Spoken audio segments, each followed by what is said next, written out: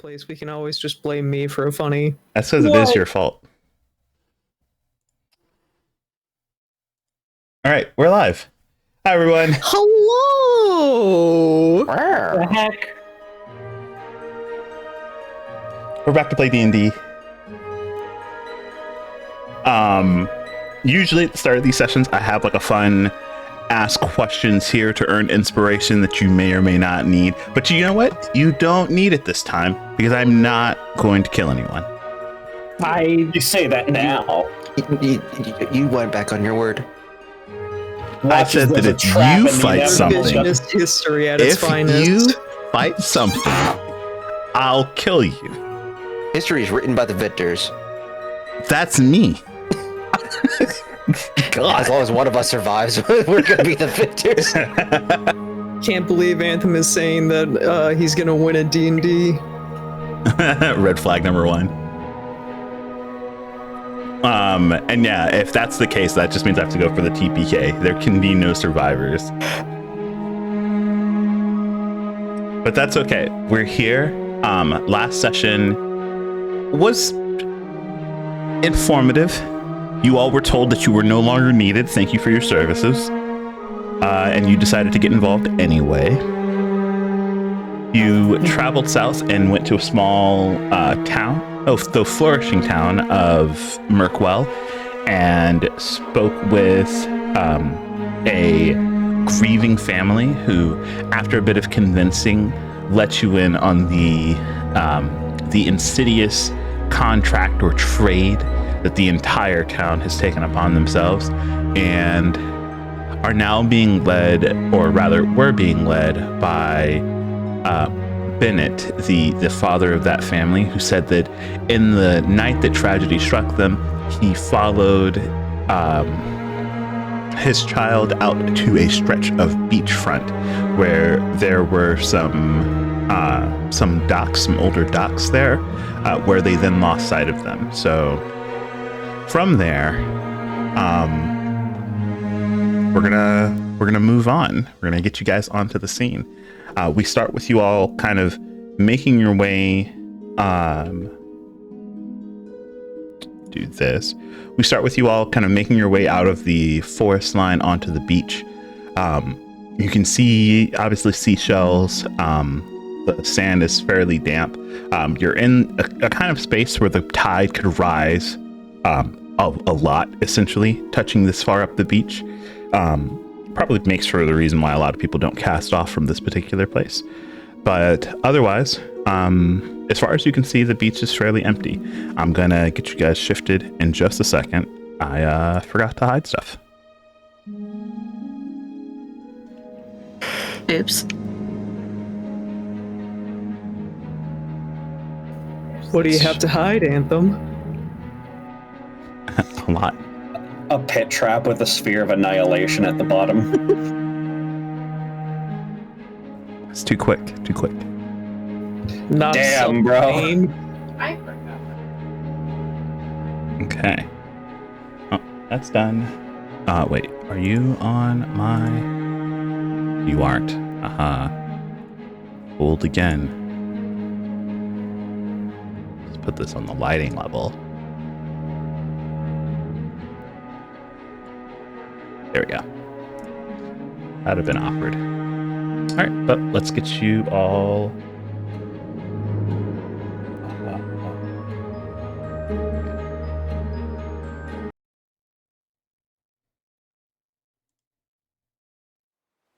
Get some ocean waves going, and... Go this way? No, not gonna do it.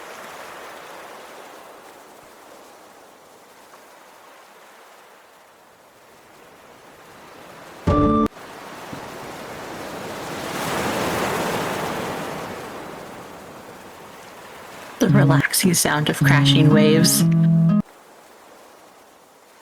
Is there Follow- another statue?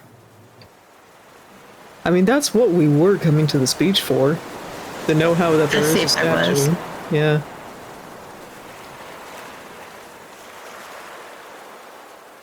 Let me do this for chat. You guys are just making your way along the beach. I'm gonna reveal the map to you as soon as I find where I put my music.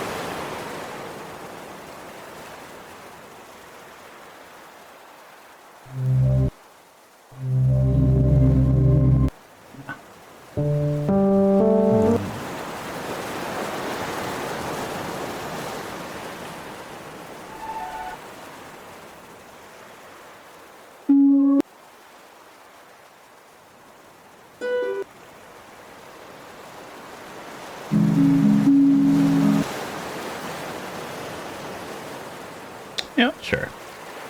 It's not exactly what I was looking for, but we'll go with it.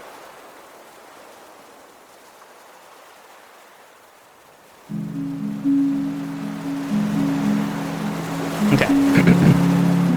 So, making your way onto the beach, you can definitely see what seems to be the standing of a dock. It's wood darkened by recent waves that have receded with the tide that were probably high enough to submerge the entire thing. What definitely catches your attention, though, beyond the dock, you can see three figures. Look like men, standard like cloth and leather armor. All three of them with what seems to be rakes that they are dragging through the sand. And of course, something that catches all of your attention that you may or may not have been expecting to be on the beach, but definitely adds a bit more to the mystery of this place.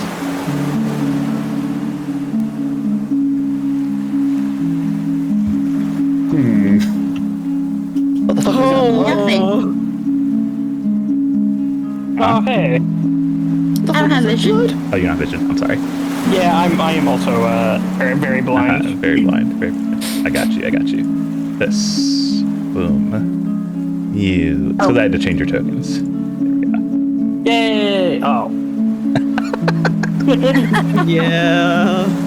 Oh, Huh. interesting. So we all remember that moral quandary kind of question Anthem asked before session started, right? Yes. Is this just a lamp, by the way? Yes. It's like a little torch. Okay, I just looked out of place. I was like, And these gemstones, are they actually there? You walk over and you run your hand through the sand for a little bit. Yeah, that's a perfectly, I won't say perfectly cut, but that's a perfectly perfect topaz gem.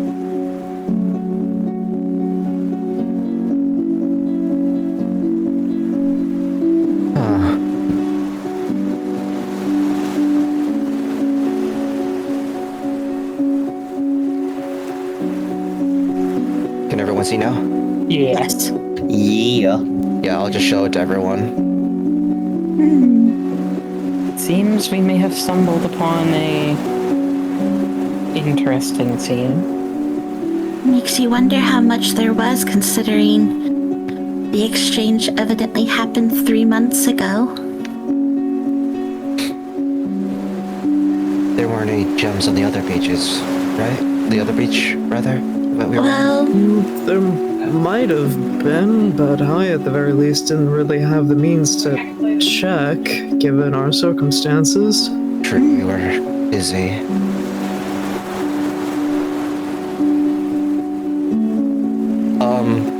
With my passive, can I smell the blood? Just to make myself more of a cryptid, can I smell the blood? The sweet blood sings to me. Because I don't think we'd be able to see it from here. With your passive, I'm gonna say that there's a strange mix of iron in the air that only really stands out because it's a lot of sea air that you're smelling. Saris will like toss the topaz over their shoulder and try to follow her nose. follow your nose. She's As literally you- like on her hands and knees, like a fucking wild animal, just looking, sniffing. As you all make your way further onto the beach, the three men who are like raking through, you can actually see that on one side of the rod that they're holding to do the raking, the other side that's pointing up in the air has a spear tip on the end. And they're just raking. They notice you. Two of them give like a friendly wave before like reaching down, picking up a gem and tossing it into a bag. The combination Taco Bell Pizza Hut spear rake. I loved my spear rake. I would just give them a friendly nod. So we're killing them. No. Do you suppose they might be locals? Tugs on your chain. Down, boy. While the other dog is like Just wandering. running off.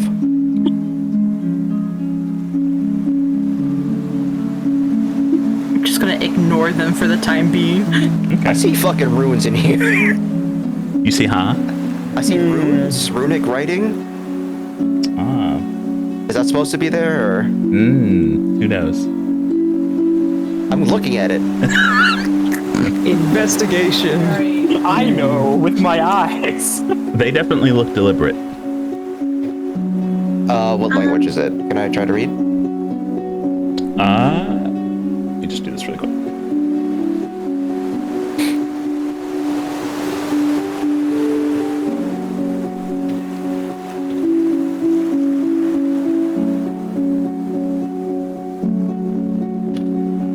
You know, you try and read. It looks like gibberish.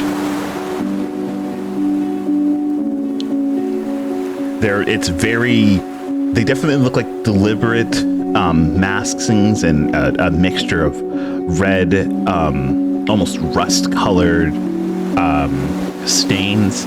And as you try and apply it to most of any language that you know, it looks like no written language that you know.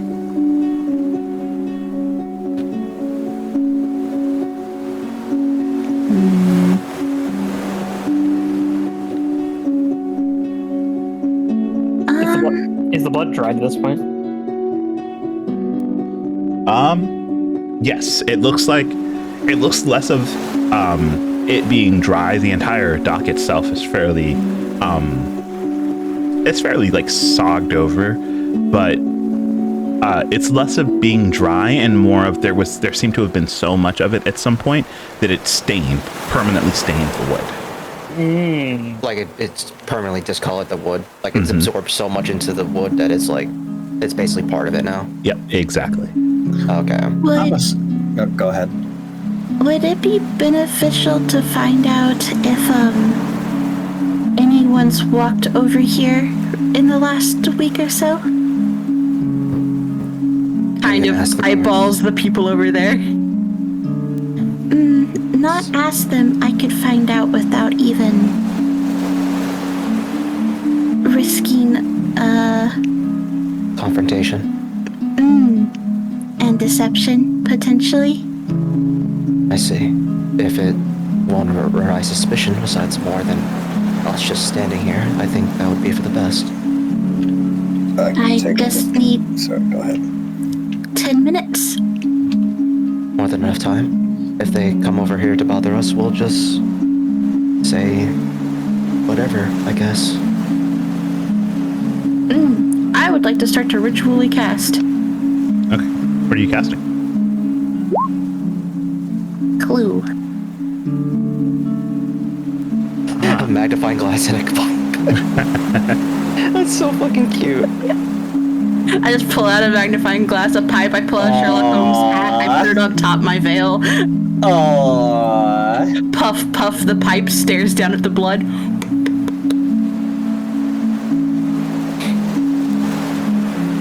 I need to find out what the actual duration is because for some reason my spell just says minutes. In a non-disclosed amount of minutes. Yeah, it's a Grim Hollow spell, so give me a moment. Just some minutes. An amount of minutes. However many minutes are convenient for the DM to give you what you need.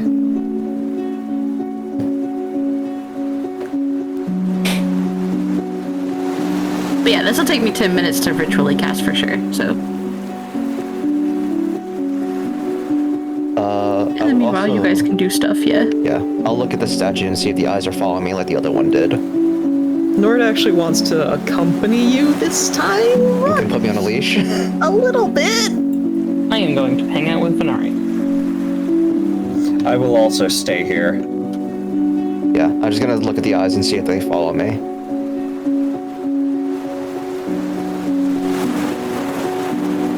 You stare at them. You know,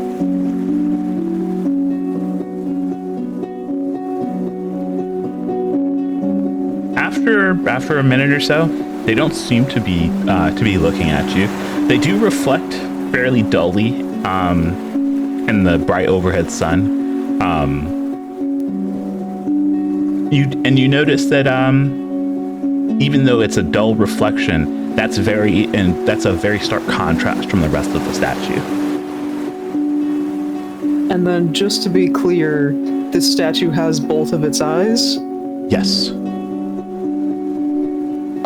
Deep speech is like a weird thing. Is it able to be spoken? Deep speech can be spoken. It's just Would I be able to like mimic some sounds, like it's like simple sounds that would be like what would normally be like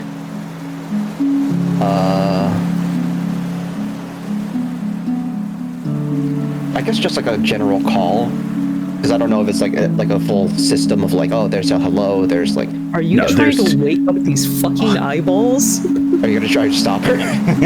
I don't understand your language. Exactly. Are you gonna try to stop her when she starts fucking mouthing weird sounds?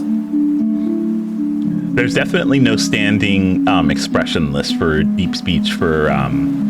But would I know if there's like from hunting aberrations? Would there be like something that's like a general call for? I would say like you couldn't pin down what you were trying to do, but you can definitely mimic any of the sounds that you would have heard. I guess if Nort would recognize whatever sound you're about to make, he'll stop you, but otherwise. You know deep speech? Or... I don't know deep speech, but we've traveled together for a little while. You've heard Saris make some weird noises before. I don't know if anything this weird, but Venari, on your side, your spell activates, and as you start to look over everything that was there, you definitely see several tracks of footprints. How far back are you looking? I should ask. Just 10 days. This is the farthest back I can go. Okay. So you see, I'm going to add a bit of extra to the spell where the intensity of the color from brightest to darkness tells you how recent it is. You don't see any bright footprints that have led over, which is in very stark contrast to the fact that there are bright fingerprints that seem to be all over those chains there. The chains are rusted by seawater and sea air, but look like they're held and bolted tightly to the range itself. And the fingerprints go all the way down the chain to the clamps on it,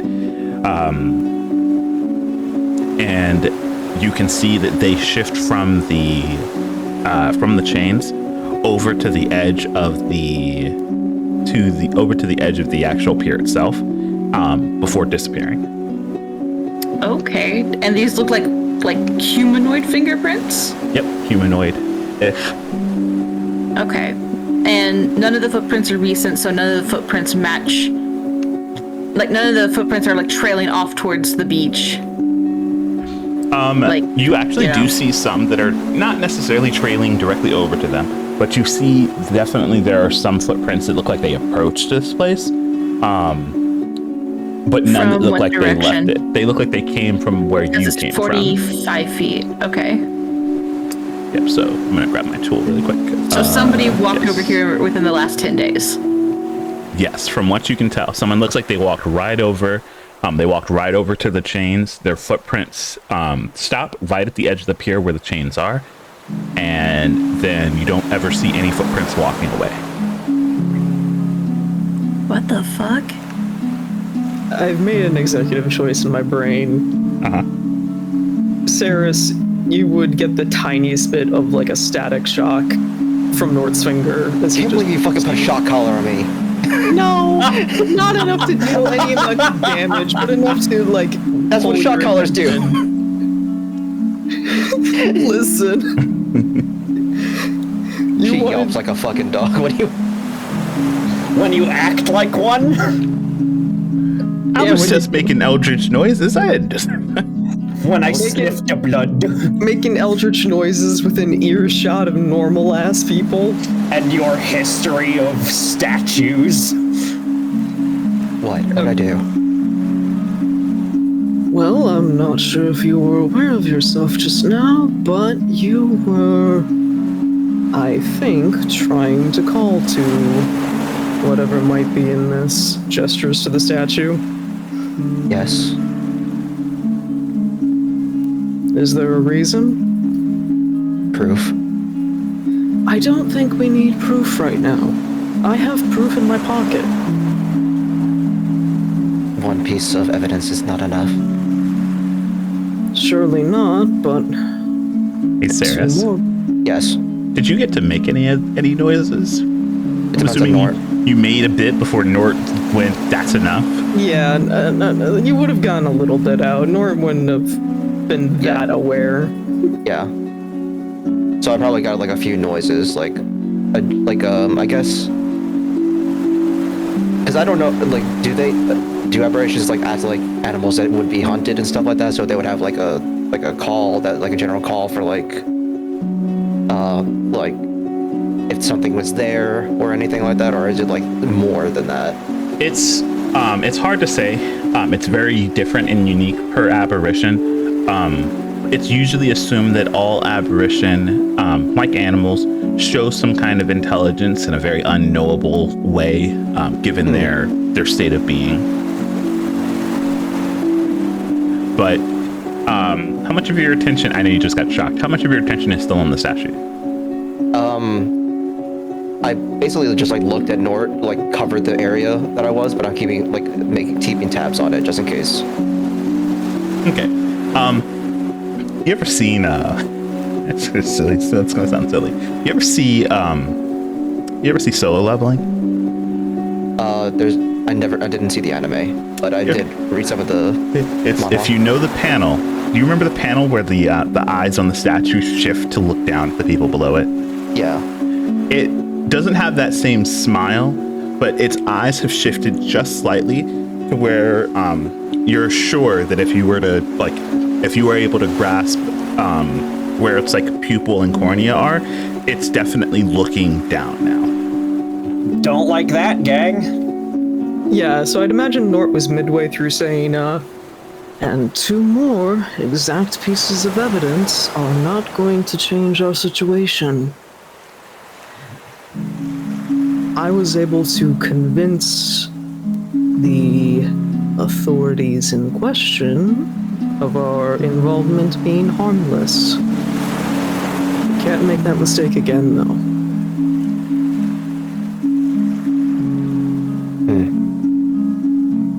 You absolutely can, by the way. It's not gonna hurt anyone. I disagree. That sounds like a devil talking on your shoulder. Yeah. Just a brief aside question, because I am deeply invested in this. What color are all of our footprints from Venari's spell? Yours are purple, Venari's are green, Saris's are blue, Nort's are white, and Noct's are red. Cool. I had more questions. Yes. You said that the footsteps look like they stopped on the pier? Yes. Like stopped near the shackles? Yes. Do they look like they're like near the edge of the pier, or are they like...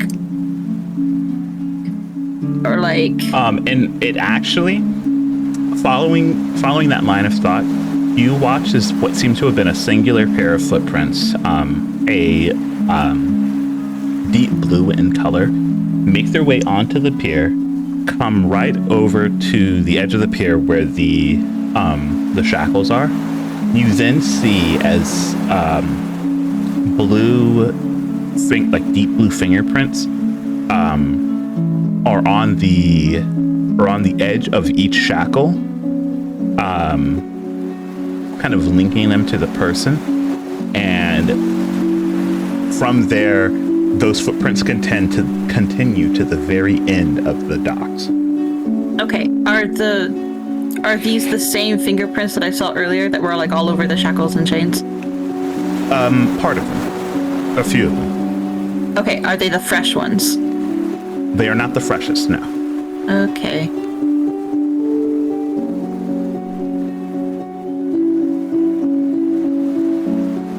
Warm.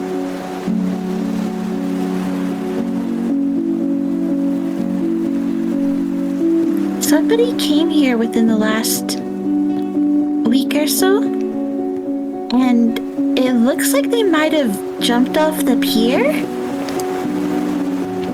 That is concerning.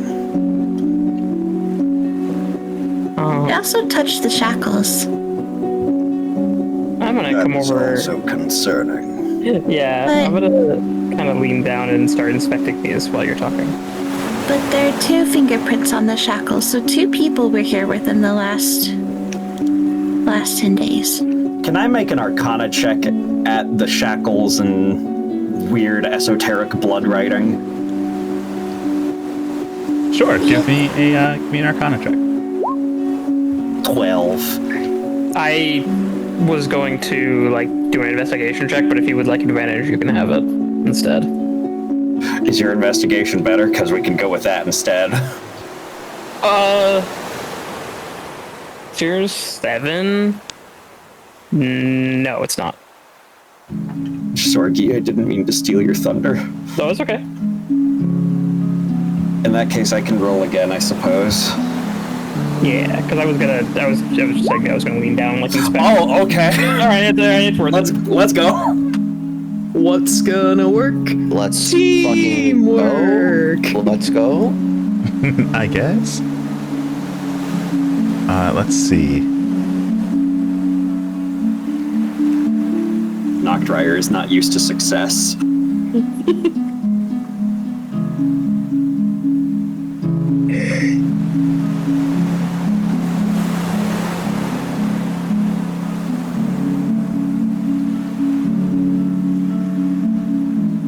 Okay. So you examine the chain, and while you're still not able to draw much of anything from the staining on the wood, as you examine the chains, you can actually see written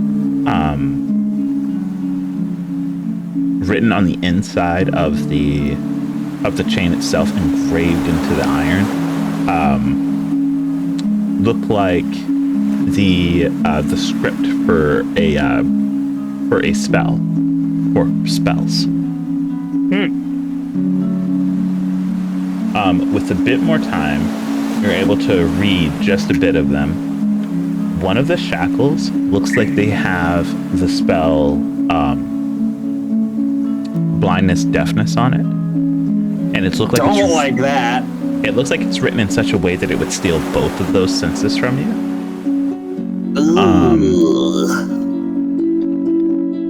And then the other one looks like a fairly high-leveled charm person.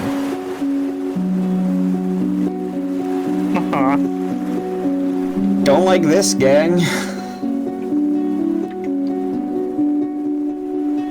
I'm confused. What is on your mind? Well, if Bennett's son was taken 3 months ago, who was tied up recently? Somebody else from the village? Is there another village nearby where maybe they use the same pier?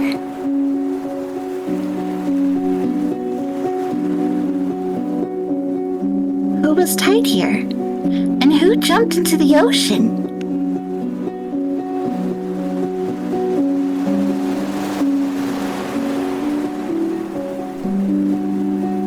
Did they jump or were they pulled? There are footprints.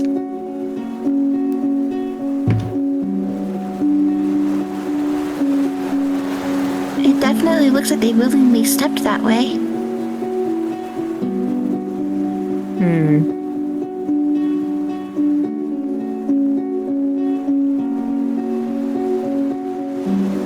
Could be both. If there was a spell involved with the intention to enthrall them, they could just have walked to the end of the dock and waited. Another question, DM. Yes. Okay, so I know that there's a dark blue set of footprints, and they're the ones who walked from away. Like, walked onto the pier and then left. Then there was a second set of fingerprints on the chains. I can only assume that was the person wearing the chains, mayhaps? Or is there a set of footprints that match it just standing here? No. How are there fingerprints but no footprints? So the person... Can you do me a favor and roll a intelligence check? Sure. I'll take an intelligence check or an insight check, whichever is easier for you. Definitely insight. I have a 2 intelligence. That's a 20 insight. 20 insight? Okay, so you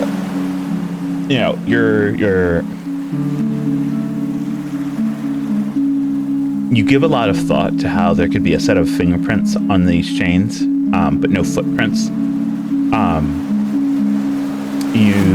Your vision goes to the edge of the pier where you saw the footprints go, and then off towards the ocean. You then look back towards the beach, and finally, you look at the statue that Saris and Nort have their attention on, and you notice something. This statue is about 25-ish feet up at the top of its head.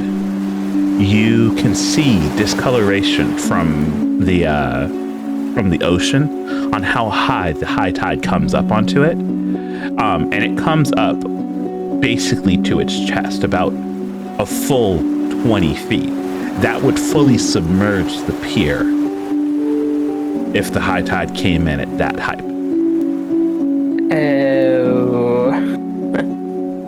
That makes a lot more sense. Yeah.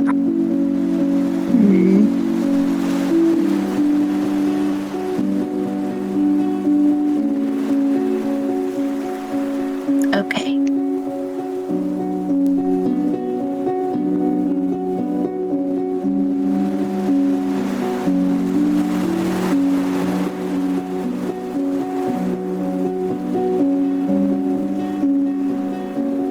I'm not sure what to do with this information. Neither am I.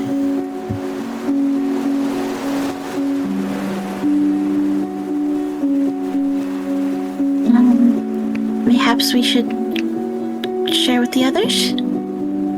That may be for the best. Nort's really smart. Maybe he'll know something.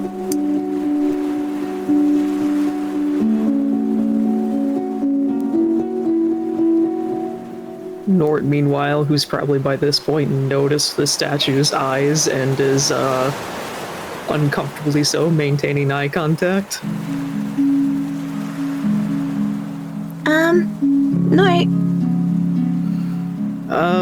Yeah?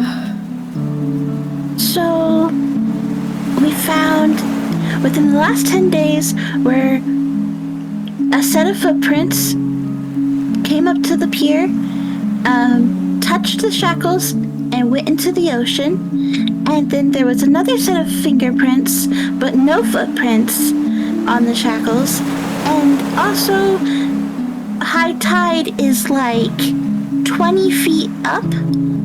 Points at the statue. On that statue. So it would submerge the pier So then that's to say somebody's been sacrificed a lot more recently than we've been told.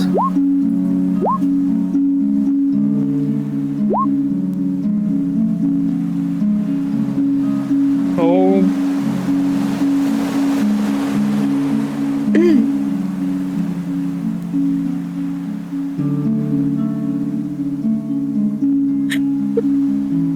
Guys, please, I have failed my own out-of-character perception check. What's happening? There's a hand and a foot in the water. Yeah. Oh, they just randomly popped up. All of us just pointing at the pier.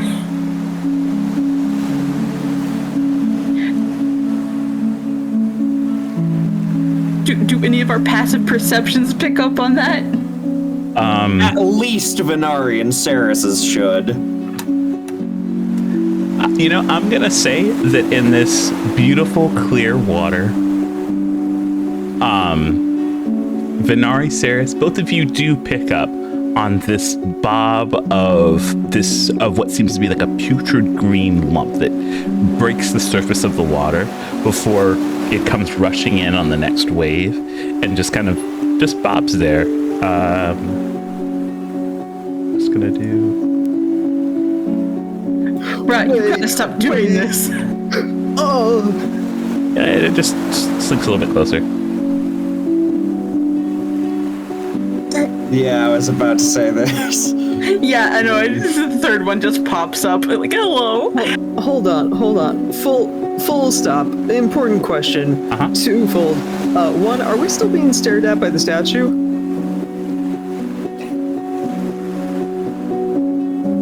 Yeah, it's hard to tell. It that dull luster that was in its eye seems to have gone. It's definitely more reflective than the rest of the statue, but it doesn't seem like it has that same focus that you noticed before. Okay, and then have these people noticed at all what's washing up on the beach? No. In fact, they're still just digging. They're knees deep in riches right now. Yeah, I don't care. I just kind of like walked up beside Sarah, so I'm just like tracing her eye line up to the statue. Perhaps the statue is blessing us with gifts. Welcome back. I don't think these are gifts. I am making a joke.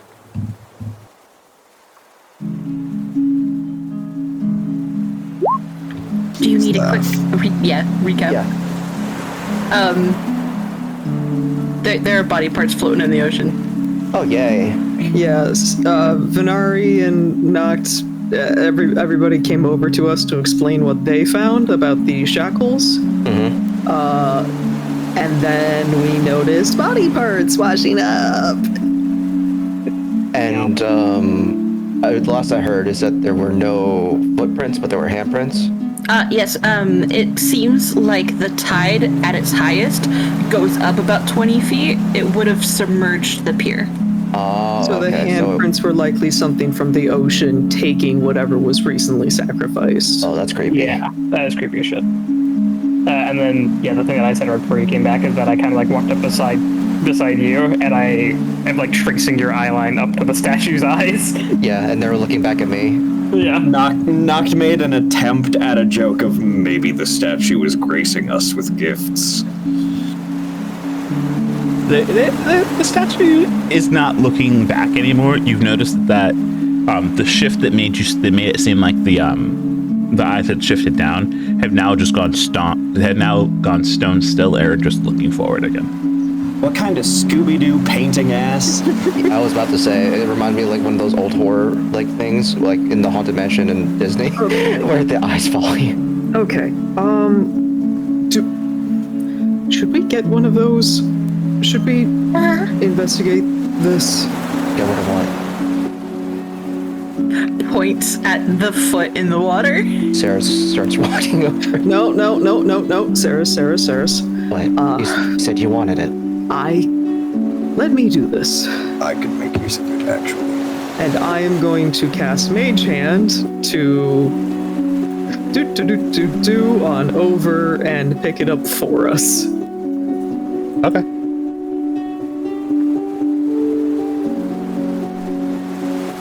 Either way, more proof. They responded to deep speech. The eyes. Oh? They looked at me.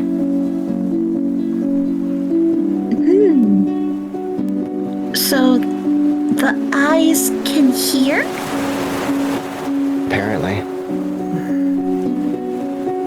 That is weird and actually corresponds with something I'd picked up on when I've pulled out the evidence that we've caught before. The eye that I have seems to be aware of its surroundings once I pull it out of the bag of holding.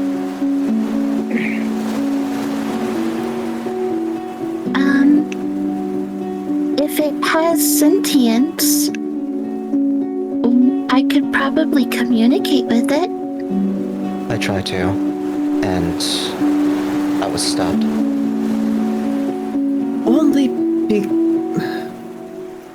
Only because the last thing we need is another statue to go crazy while there are people around. But if you think you could do something, Venari, and Norse just gonna kind of rifle through their bag of holding to pull out the contained die that we have. Pushes it back towards your bag as I notice the people moving closer behind us. Yeah, Maybe he's not here.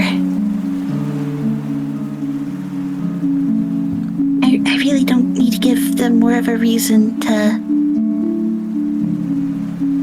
think ill of me. I don't think they even understand what we're doing. Well, they haven't stopped us, so they don't seem to care much. They probably just think that we're here for the gems, so we probably should pocket some and get out of here.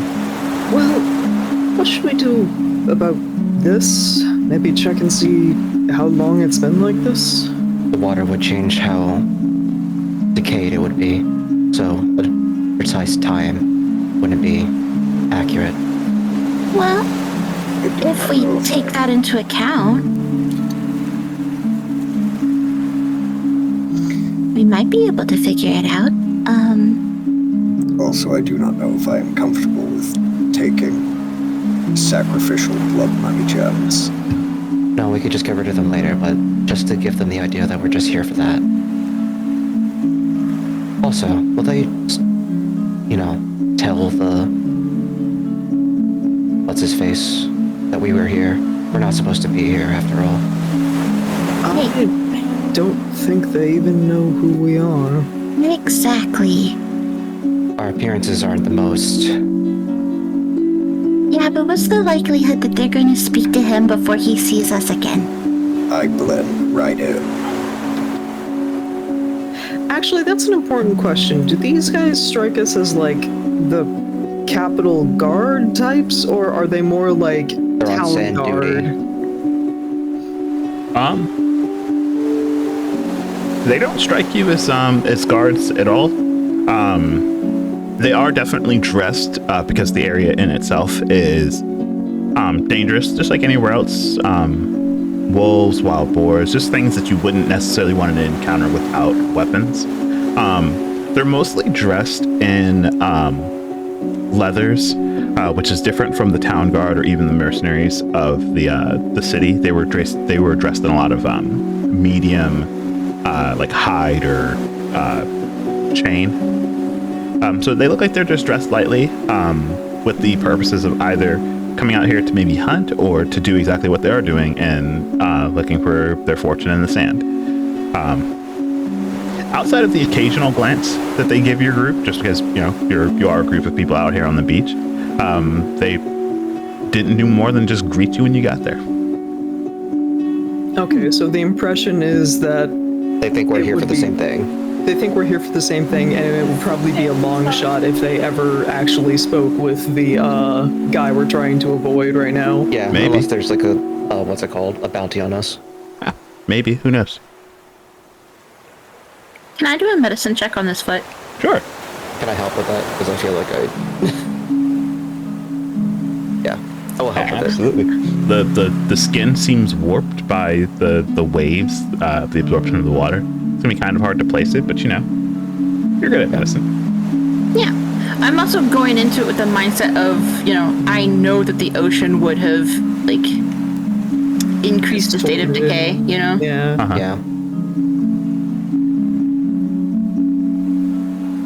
Hell 21. yeah. Okay. So, needless to say, whether this is what you expected from it being in the ocean or adds more fuel to the fire of what might have been going on, this foot doesn't look like it was like cut off. You can see definitely the telltale signs of chewing, of bite marks around the stump. The skin is, like I said, is warped. But given the size of the foot itself, you can only assume that it belonged to either a small man or a woman. I do something crazy. Yeah, what's up? And I stamp it in the sand and see if it leaves behind a footprint. That's fairly insane. Sure. Holy hell. Massive My That is spell so goes for 10 clever. minutes, so I mean... huge brain. I just want to see if it leaves a footprint, and if it does it match the footprint, the dark blue one that I saw on the pier? Or if it's a different one. Or maybe the same color as the secondary fingerprints I saw. I guess you're gonna walk it back over to the pier and just kind of put them next to each other and see what happens? I mean, I didn't think I needed to do that. I thought I could just make a footprint here in the sand. Probably not in the sand. Well, it's just, at least footprints is magic. It would leave a mark behind from which Venari could reference. Like footprints in the sand. I have to, I'll walk it to the pier. I'll pick up the foot and walk it over. That's fine. I'm a spooky little girl, anywho. I could animate it for you so it'll hop over by itself. I just didn't think I needed to. Okay.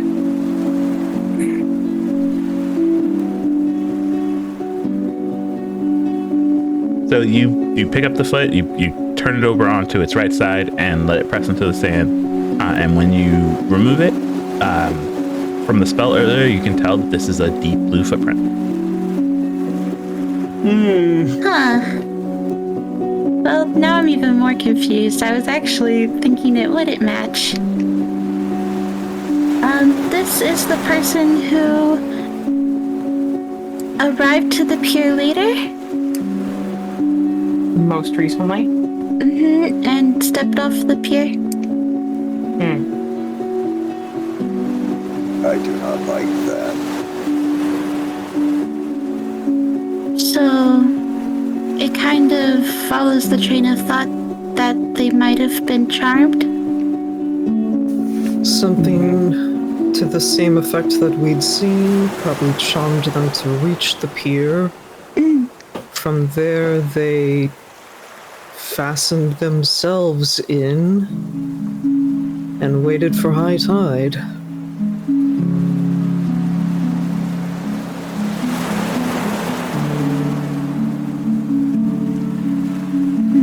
This just leaves the question then of who put these chains here? Potentially whoever, the person who struck the initial deal to trade people for gems. Unfortunately, I have no way of telling.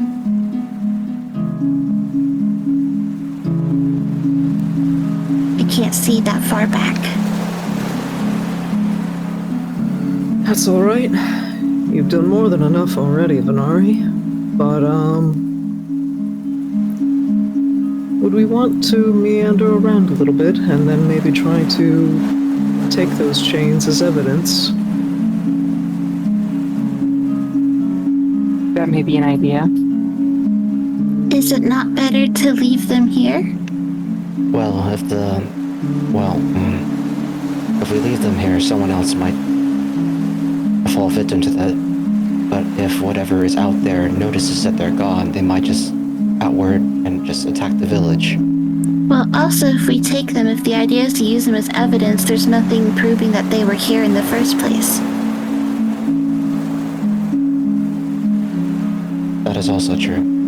We will use a camera. What the fuck are you talking about? Yeah, what's a Camria? Are there guns in this world? Because if so, they can Yes. use the gunpowder as a flash powder for a camera, so it could exist. Yeah, but we think about murder here, not photography. Murder? Murder, I didn't even know her. Either way, whatever we do, it seems to lead back to if they'll believe us. I think another part of the problem is whatever's going on here, it's in the water. And that'd be very hard for us to track down. Especially considering it happens all up and down the coast. Is no one gonna stop the fucking tin can from going into the I'm ocean? gonna reach out with the I'm scythe gonna to be just drowned. pull the foot in. We're gonna try and And haul I the foot wanna- in. Yeah, and then I want to like use that foot to like see if it's also from the same pair. Sure. So you walk up to the foot, you grab it, and you go to turn around to walk it back. And the moment that you do, you can actually see. And this is why we don't go into the haunted ocean. Ocean's haunted. Cox gun. You turn around and you see what can only be described as a leathery, like a leathery layer of what you can looks like a tarp or maybe some kind of like clothing that is like placed onto the back of the statue. Oh. It's a very small piece. How high up is it? Like just on the actual back of the quote-unquote person? No. It's down because of the way where you noticed it.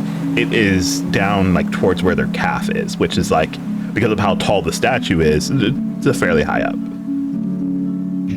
Everyone, I have found something. What would that be? Oh Skin boy. tarp. I'm sorry, what? Skin tarp. Leather? Okay. I know what I said. Give me room. I'll peel it off. And I'm gonna be using Mage Hand to do much the same. You're such a coward. I could use this for a boneless. Everyone would probably note that Maruna is unwilling to go any further than where she is right now. Noct is willing to just peel it off himself. Yeah, maybe a combined effort of my Mage Hand and you peeling it. Yeah, you peel it off and you get. Let me go and do this. Oh boy, my very own flesh cape, just like a real No, necromancer. they'll call it that.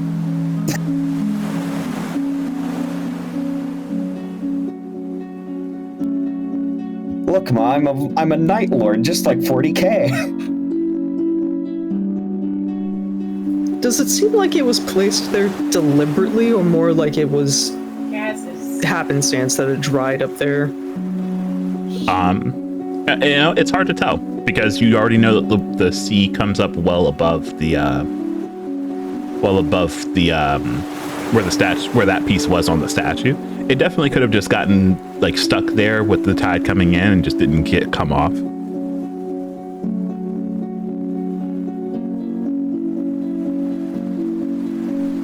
It has writing on it.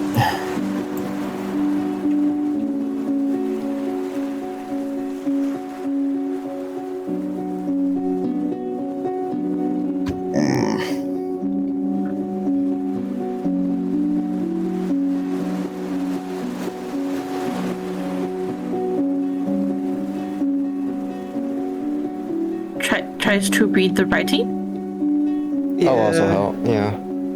Anything with our combined languages?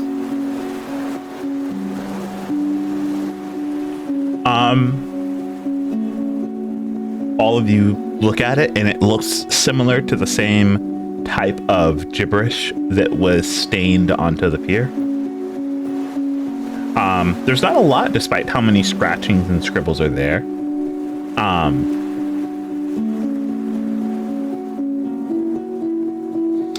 Vinari, you hear Salem's voice in your head.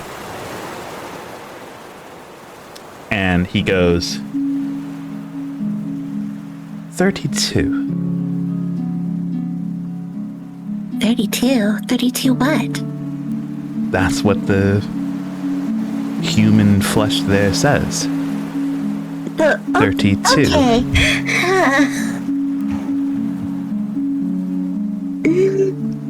Okay. Okay, there's a lot of questions. Yes. What? Well, no, not you. Who?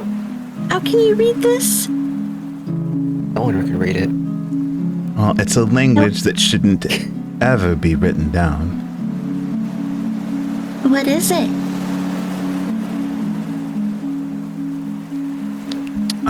It is...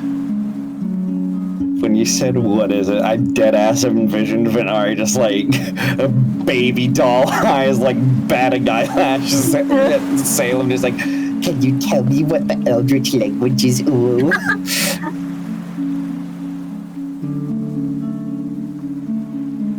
The language itself comes from, well, a time before this all restarted.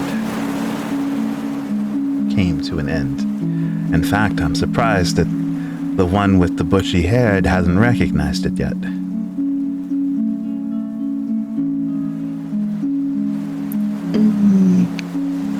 But this is what you all now would call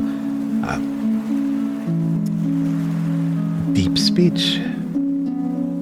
There shouldn't be any written record of it down. The things, evil things that use this, let's just say they aren't the type to have hands.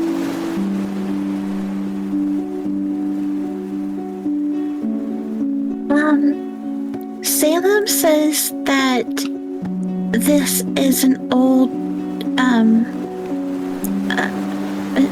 version of deep speech. And Salem is your snake? Well, and my friend. Your snake friend? He's not always a snake. What? Only when he needs to be. So I too moonlight as an animal. Sarah seems to understand that concept a little too well. Yes, a furry. Shut up. Is he a familiar? No, he's a spirit. A ghost? Not exactly, but sort of. I feel like we're focusing on the wrong thing here. Sorry. Ancient deep speech, is this to mean... Salem said it's from a time before the reset. And he also mentioned that you should know something about that. Well, despite having been from the same time, I never was one for deep speech, but this is good to know, and very concerning. He's He an idiot. also... Salem, that wasn't very nice. I like Salem. Did he only just now choose to become... You're right. Wasn't very nice. I'll keep my opinions to myself then. Just on the context of, like, Vinari saying to nobody, Salem, that was very nice. That was Not very rude. just like, I like Salem. Salem also says that that's human flesh. Well, I had gathered that much. So then that raises the question of, is this written in or is this carved in? Touches the writing. Is it grooves or is it just blood? It looks like it's just stained blood. I could use this for a boneless. I think one of the more concerning things is that somebody, whoever wrote that, knows a language that's dead. Knows a language that's beyond this time. So, I didn't think there were any others. exactly.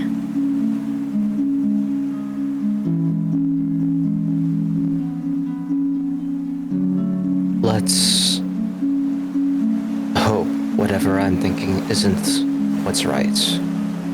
Should we keep it or should we just let it wash away?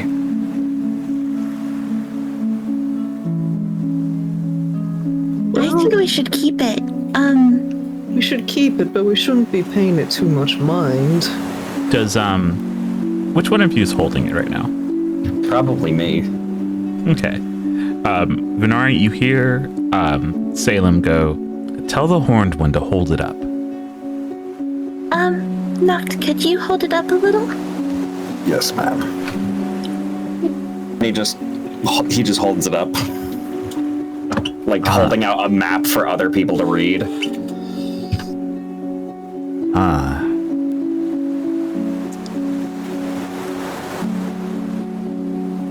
Venari, how many of these things exist? Of the statues? Yes. How many did they say there were? There were only... We don't know, right? They didn't say how many there are in number, but we know of like a few. I was gonna say, didn't they say it was somewhere between 15 plus? They said that they said looking. So Lyrian would have. Lyrian told you that given what they know about them, unless there is more that are just more hidden than the ones that he would have known about just from working with the Marquis, there are about 15 of these.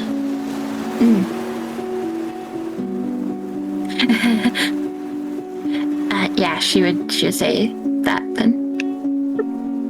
So then Salem responds and he goes, well, now that this is being held up and I can see a bit more, this is statue 32.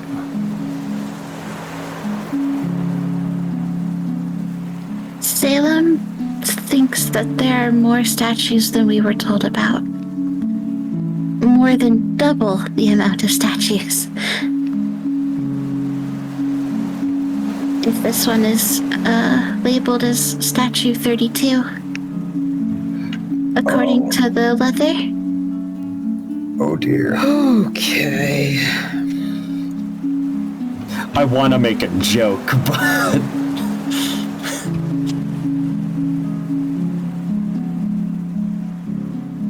This is not a joking matter.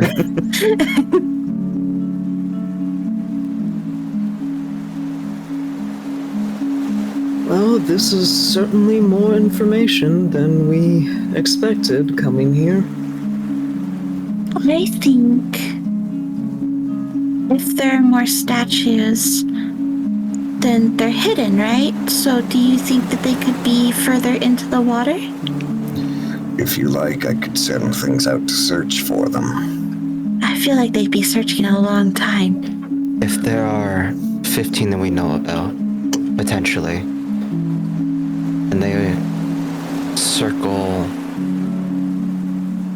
it would make sense that they would be either where these are facing, more inland, or behind them as relays.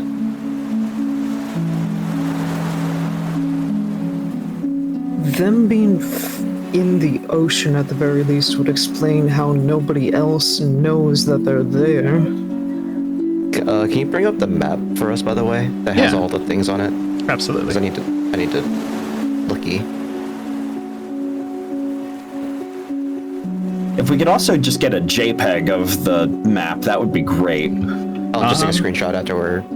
Yeah, I will make a document, a PDF document or a handout that you guys can look at on your own. Okay. I appreciate you. This one. There we go. Yep. Just get you guys leveled up down here.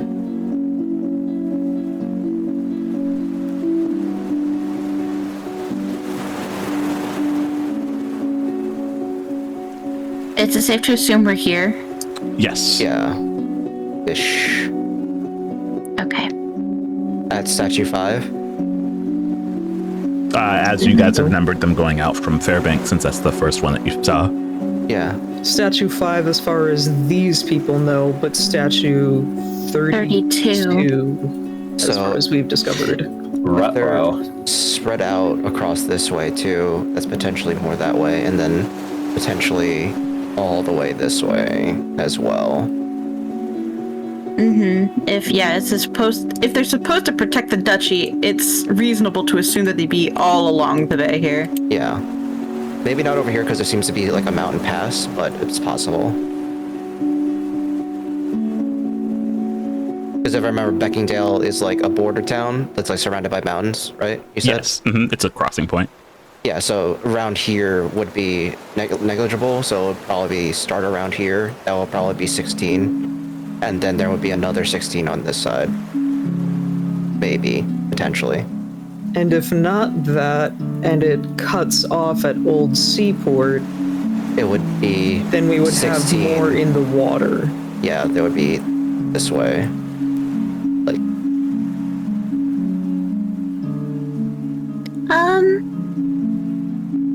I have a question. For me? Yeah. Yes. Looking at the statue, does it look like it's been recently carved? Does it look like it has a lot of wear and tear that you would expect something that's been here for decades, or? How familiar are you with stonework? Well, I wish we were fucking dwarves. They have a feature. I spent most of my life in a church. So take that as you will. It's surrounded by stone, I guess. God damn it. The fucking dwarf feature. Give me. It finally has a use. Yeah. Imperfections in the stonework. Give me an insight, I guess, if you wanted to try and infer something like that. 11.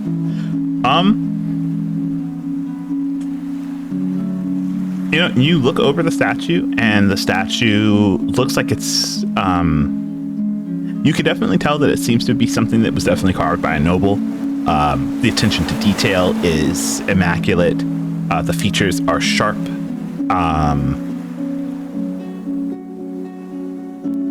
You're not sure if maybe it was maybe it's some kind of special stone, but the statue looks as good as maybe if it were carved, a few years ago, given the state of water and wind and the like. Seawater especially. Yeah, here's another thought. Maybe this is a newer statue and it replaced an old one? Because the tide comes up, it would be submerged quite often and take a lot of damage over time. And maybe that's why the number is so high? Can I blow a... I don't want to blow a spell slot. Detect Magic, usually cast it.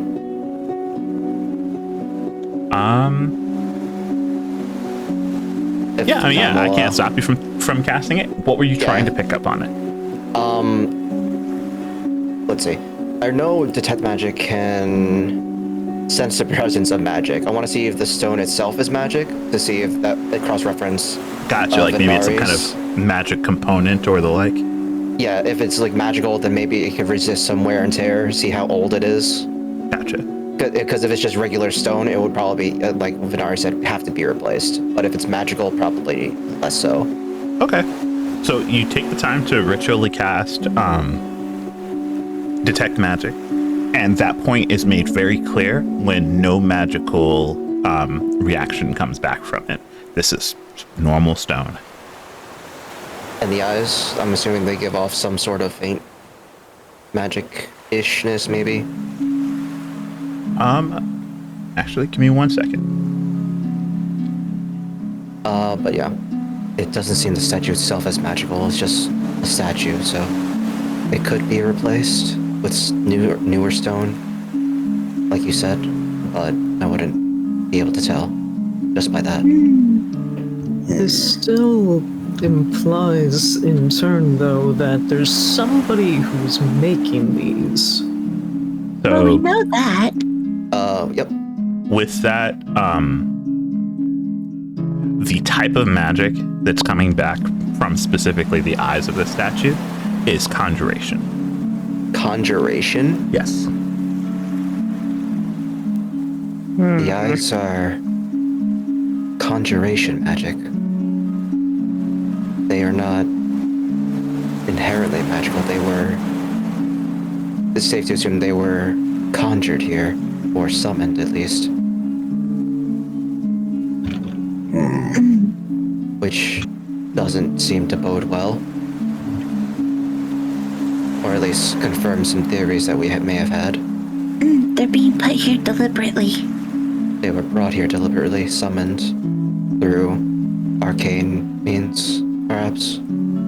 Summon an aberration is not as uncommon as we'd think. I hope it would be, but Well, yes, and very much so not appropriate, but what I mean is it's a fairly established Not spell. a possibility. Yeah.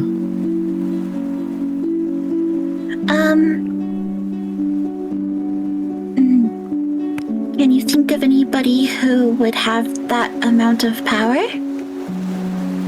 Because I'm assuming conjuration of this much strength would take a lot of magical prowess, right? to do up to 32 statues and have 64 eyes, 2 for each That, statue. or it would take a while, bare minimum. How long old is the duchy again? Like on its establishment. Yeah. I feel like that's like general history. Do you want me to roll for it, or do you just want No, to say you it? would know this. Okay. He just has to find the answer. I just gotta Yeah. go find my notes, you know. So I do know that the duchy, its independence is new. Yes.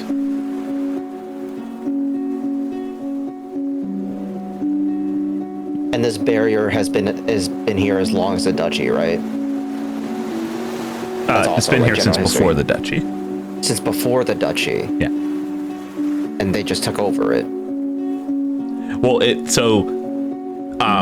the duchy used to be a part of the neighboring empire. And in a vie to get their independence, the barrier that had been attributed to just the Marquis he basically gave all of the credit to the Duchess so that she could use that as a talking point to get their independence. And if we're at least basing this on when the Marquis could have made this during his life, he's a sea elf. He could have made this a very long time ago.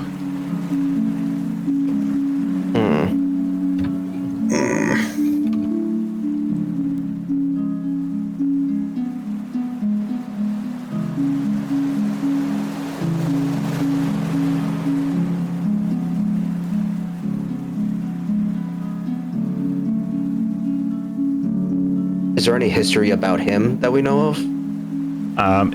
That I will take a knowledge history. Okay, I only have a +3 to this, but I'll do it anyway. Yeah, I just want to know if he has any history of being in the military or just any sort of commendations.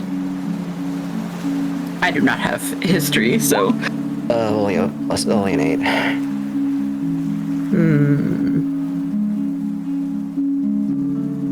Yeah. Nothing that you can really think of. Everything that you know about the Marquis is fairly common knowledge. He comes from a normal family who's run these lands for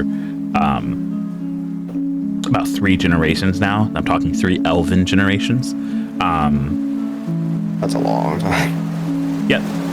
His family is said to have had before they became static members of the Empire. Their family did live out to sea, as sea elves usually would, in a now probably long forgotten alcove of the sort.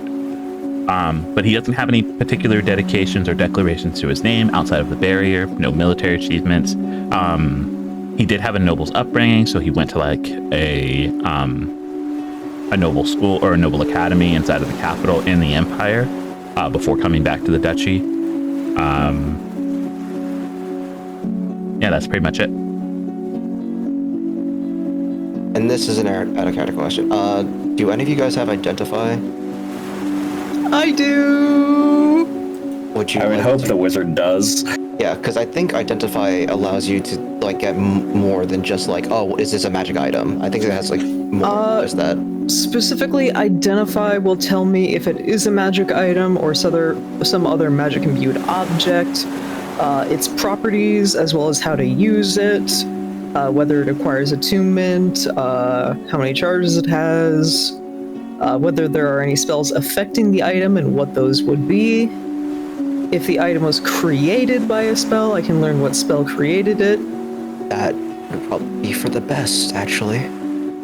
Okay. In which case, I would like to spend 11 minutes casting Identify. One of the most like the DM forgot that this is a spell that exists spells. Tell me everything about this object, DM. What object are you casting on? Probably the eye, right? Well, here's the question. Uh-huh. Would I be able to touch the statue, but have it apply to the eyes, since they are a part of the statue? Are they a part of the statue? They counted as separate magical entities for me, for my detect magic, so no. Because the magic didn't come off from the statue, it came off from the eyes itself. So they're separated. Okay, so Nort's gonna need some help getting up 20 feet then. Unless we want me to be using my once-a-day casting of Levitate. We're gonna sleep after this. Levitate it is. That way you don't have to roll for it. Fall, break an arm. Yeah, no, Nort won't do that. Nort would, like before in the city, sort of manifest those discs of air and just sort of create his own staircase up to the eyes and start casting Identify with that. Okay. So you are able to levitate up to it. You're looking at a statue in the eye, and you're casting Identify on its eyes. And one of the things for Identify is that it allows you to know the spell.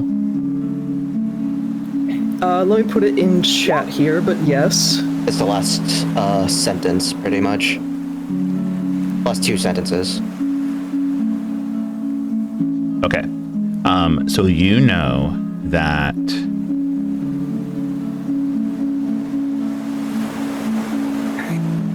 okay.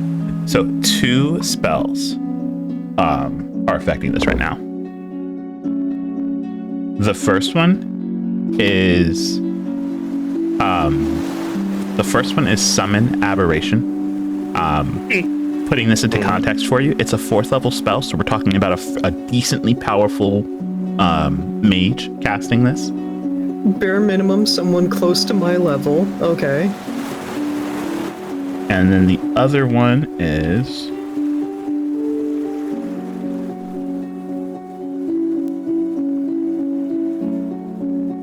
now I've got to do this. I would also like to note, since Levitate lasts for only 10 minutes and it would take 11 minutes for me to use Identify, You can just do it beforehand. Yeah, Nort would just kind of take a seat on the shoulder of the statue. Gotcha. Okay, cool. So the other spell that's affecting this, Scrying. Uh-oh.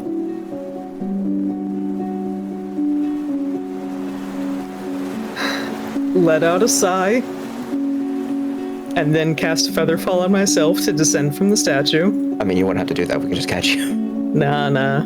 This is fine. It's a once per day use, anyways. Oh, it's another 1 per day?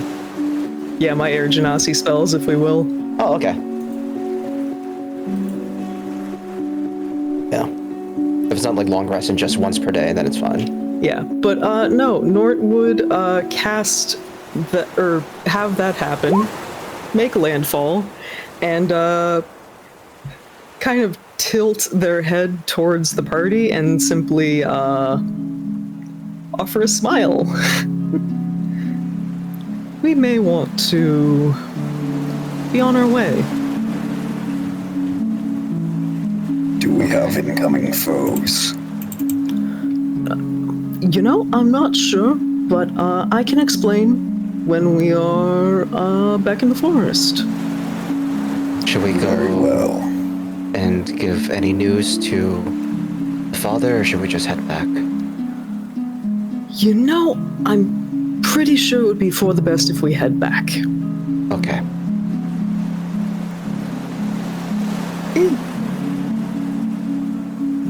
And it would be once we are out of the line of sight of this statue that Nord explains that the scrying spell was attached to the eyes. Ah. Well, someone knows we were there. There's Is it no being guarantee. cast through it, or is it just they know where the eyes are at all times? You know, I'm not sure it was very distinct, but thinking back on it, hey God, could I have been able to tell which between those two it was?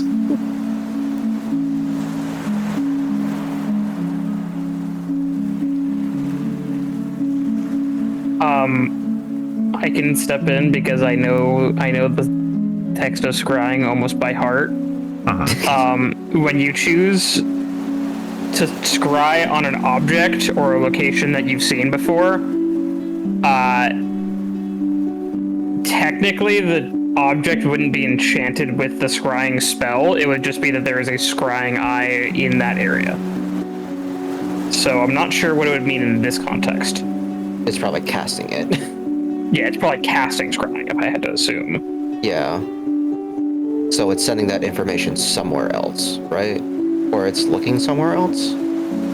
It casting scrying would mean it's looking somewhere else. But it could be the target of a scrying spell, and that is what Anthem is trying to say. And in which case that way it would just be that someone is scrying on the general area. Oh boy. Either way, not good. Yeah, because how scrying works is on a failed save, the spell creates an invisible sensor within 10 feet of the target. You can see and hear through the sensor as if you were there. Sensor moves with the target, remaining within 10 feet of it for the duration. A creature that can see invisible objects can see the sensor as a luminous orb about the size of your fist. Instead of targeting a creature, you can choose a location you've seen before as the target of the spell. When you do, the sensor appears at the location and doesn't move. Either way, it's not so good for us. Technically, though, that would mean that I only saw Nort. 10 foot. Get rid of Nort. He's the one in trouble. So He the just first one saw vaporized me. immediately on our next The long first one rest. saw me 100%, and the second one saw Nord. True, if the eye is the scrying eye, yes, it would have seen. Oh, Yeah, that is how it would have worked. so it's potentially those are the scrying eyes of the spell, but just in physical form, maybe? It could So be. then, to that is an revisit- option. So then to revisit my question from before, per my identify spell, would I have been able to tell which kind of scrying is applied to this eye? I mean, as far as I'm concerned, all of that was inside of the scrying box. You just know the spell. So According it's to just up to- identify. Okay, it's just us trying to figure it out. Okay. Yeah, that is Kiki out of character explaining the very nuances of scrying. Yeah. Which it's a Could've spell been one that of many options then. yeah, it's a spell that literally has a mile-long description. So like, And Sarah's can't cast it, so she knows nothing. So that's just me explaining. Yeah. Runa does not know how spells work. But Kiki does. Because Kiki plays almost nothing but wizards typically. Sarah's knows nothing. Except stab eye. Stab eye. So, What level Yeah. spell is scrying? like a third level. Fifth? I thought that was like a third level spell. No, I think I'm thinking about sending. My It is bad. a strong spell. Fifth Why level don't I have divination. that? Hold on. You're a cleric, right? You do. Assuming you have. Well, assuming I you mean, have this is fifth level not spell. on my spell list. That means I've missed it. Yeah, you Yeah. can compare it. Yeah. Yeah, if it's a fifth level spell, you do have it.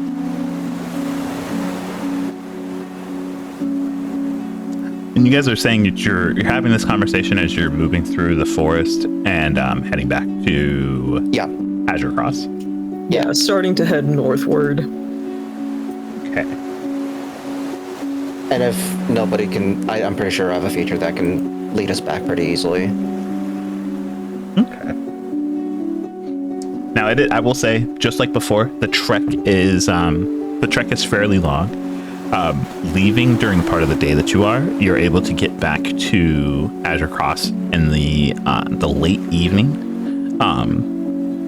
You guys will have to do some resting after this because you're coming up on that exhaustion point, essentially.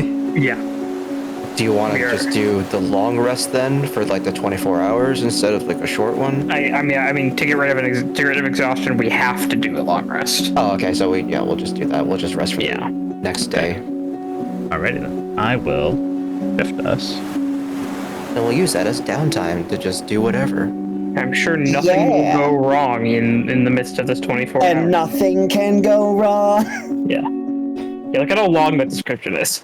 Oh yeah, it's also an expensive spell. That's why. Yeah, it is very expensive. But you only need to pay the cost once. Yeah. It doesn't consume it. So Yeah, that's good. Okay.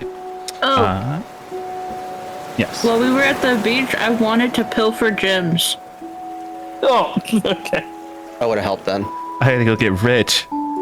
Yeah, I was Yeah, away while we were leaving. I didn't get to say I wanted to do that. I was gonna say, they could have been doing that while I was casting Identify. Yeah, 10 minutes is a long time. Sure. Would you like us to roll like investigations, perceptions, or What would be a good? You know, I like that. Investigation? Everyone, roll investigation checks. everyone who wanted to help at least? Yeah, everyone who wants to help. I will choose not to plunder the blood money. I would have Same. Noct has stated that he. I got Guys, out there. healing is expensive. I'm going to take the free money. That's fair. Yeah, no. Nort's can't not save going the to peop- argue. So you can't save the people that are already into gems. Exactly. Nort's not going to argue, but Nort can't contribute as well because they're. Yeah, you were busy casting the spell. Yeah. Yep. I only got a 9. 17. Fantastic. So we're gonna. That's it's one of those. We're gonna do some multiplication really quick. Did you want any like gems in particular, or just a handful of gems? Oh no, you guys are getting a. You can write if you're trying to write down an item. You're writing down a bag of gems worth this value. Oh, okay.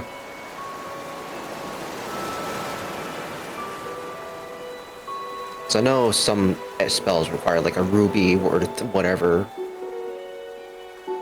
Now, I will say, I will allow that investigation to find those particular gems if you're looking for them. But for this, I was just saying that you're just kind of combing the beach for gems versus seashells, you know? Okay. Yeah, no, I don't care what gems they are. I don't Okay. have a particular need for any of them. Diamonds are always nice, but I I don't think mean, they'll give us diamonds. Oh, that's a bit. That's Whoa. a decent amount. Well, they're gems, you know? Yeah. You figure outside of an area like this that is, you know, dense in gems, their value is about normal. all right, puts those in my bag.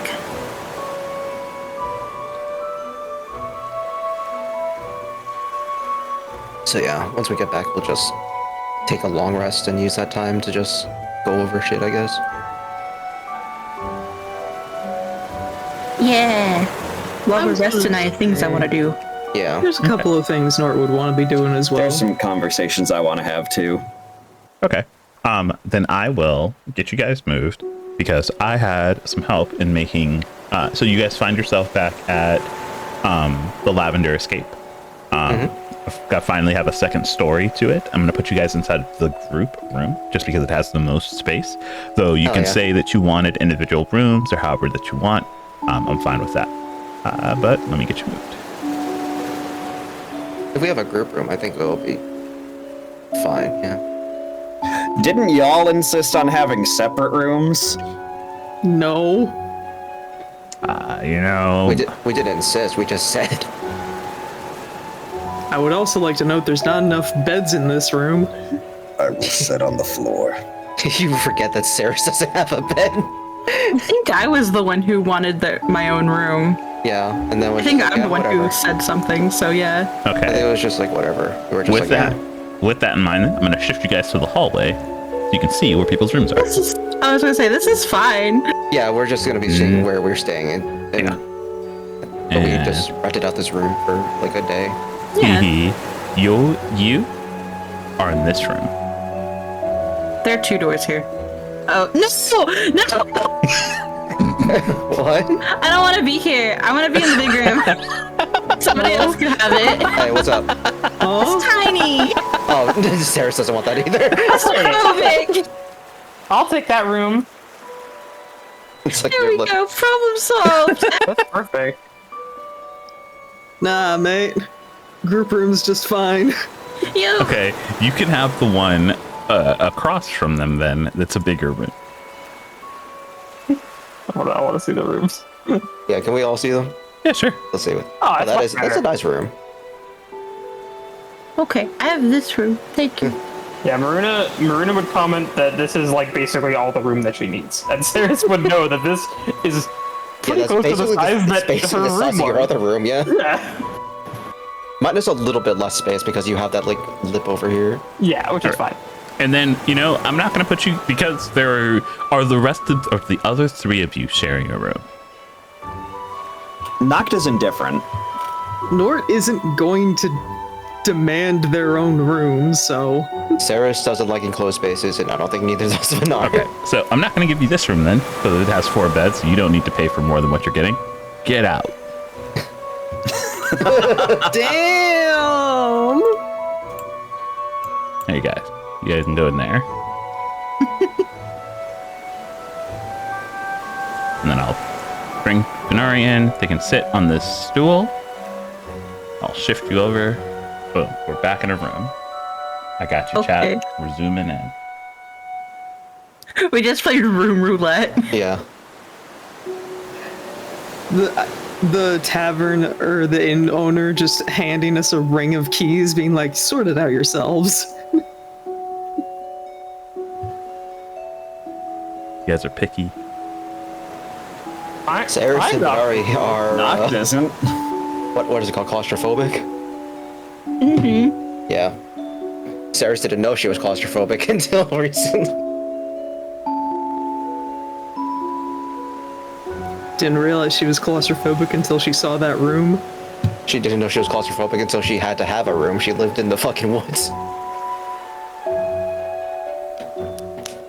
Okay. But yeah, y'all make it upstairs. As you're making your way back into town, no one...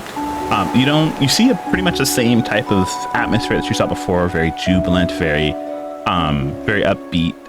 The same presence of town guard mixing with mercenary, still very prevalent. But no one seems to have come looking for you or bothered you at all as you made your way all the way back here.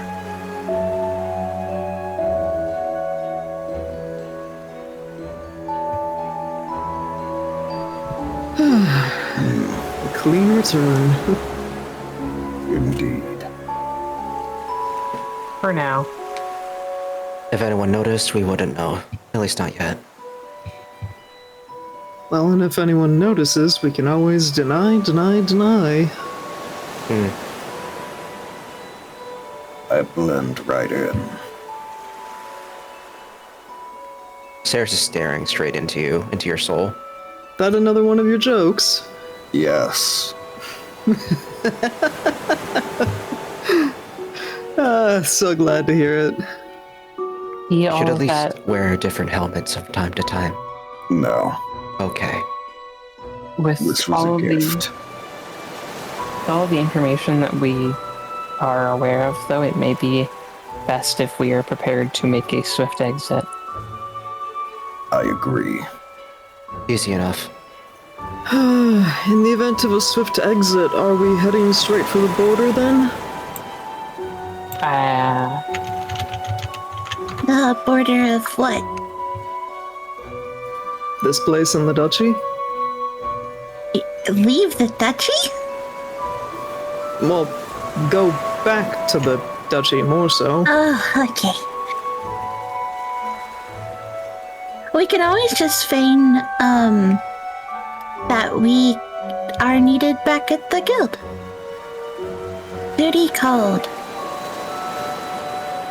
And if someone has to make a more faster exit, I can always get Marina back as quickly as possible. Or me. It depends. But hopefully it doesn't come down to that. It won't. Ideally not. Ideally, we stay in a group for as long as we can.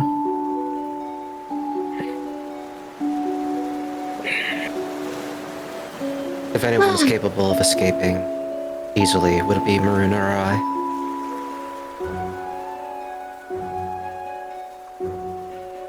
I would agree, but I'm not sure of my way back to where you'll all be returning to. No, that's why I'll be staying with you. Conversely, I believe I would be least likely to be bothered on the road, so she could take my badge. But in the event of if we were to be actively hunted, you would be one of the most recognizable, not? Again, Marina and I would be more than enough. If you are sure. Absolutely.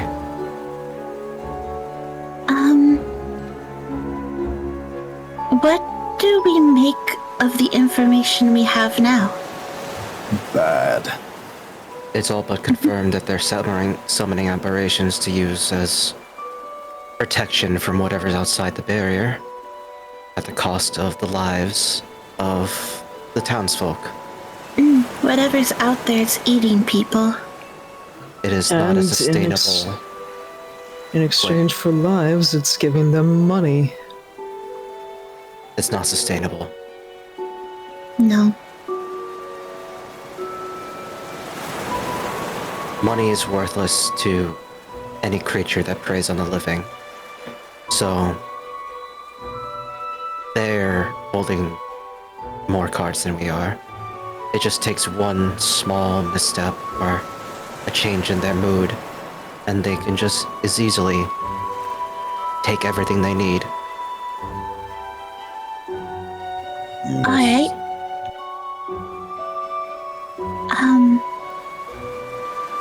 What do we do with this information, though?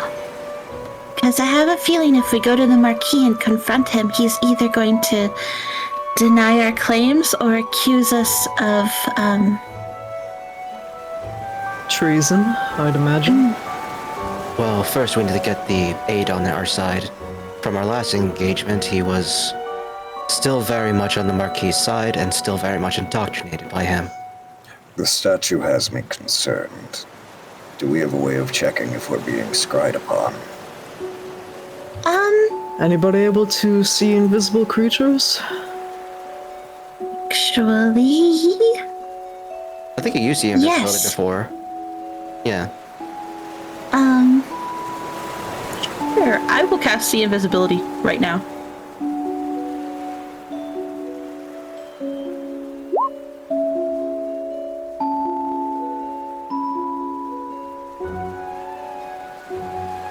Okay, so see invisibility goes out, and I want to deliberately look around for a scrying eye. you look around. Everything seems fairly normal. I don't think we're being watched at the moment. Want to check outside just in case? Is that a window, by the way, that leads outside, or? It does lead outside, but there's nothing out there. Okay. Okay, well, just to, cross my T's and dot my I's, I'm going to peek out the window and peek out the door in the hallway, just to see if I see a scrying eye out in those places, too. Okay. I will also check the other rooms that we have. Just courtesy checkdowns, Yeah, it lasts for an hour, you might as well. Okay. So you move around to the rooms that you have purchased and check each one. I will say they're clear. The hallway is clear. You do hear the sounds of people below you just in the tavern, but that's about it. All right. I think other than the people who are here, nobody's spying on us. That's good, at least. All the better then.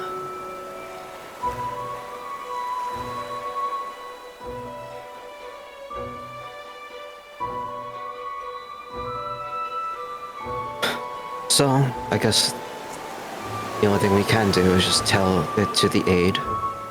Try to get him more... What's the word? Less of a bootlicker. As I think. Is that how you put it?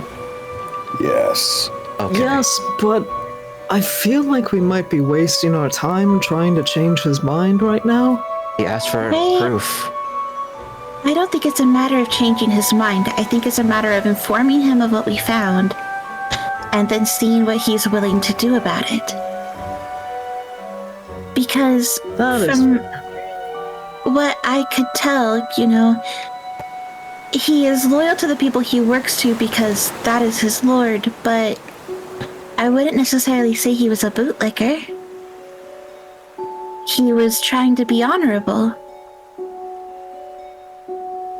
He did reach out for help. That's the bare minimum in this case. But yes, he did ask us for help. He seemed to be aware of the fact that people are potentially being sacrificed for this matter, right? He seemed well aware of the fact that people were going missing, not being sacrificed.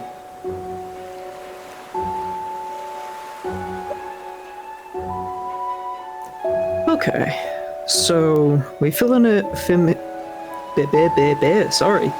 We fill him in on what we've learned at the very least. And we follow up on the course that this seems to be following. We can't really act anymore until we get, his answer. We've found enough with our one investigation that I think any more would arouse even more suspicion.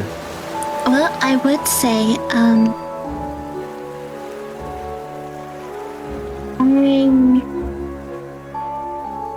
I'm sorry. If we wanted potentially to get more insight,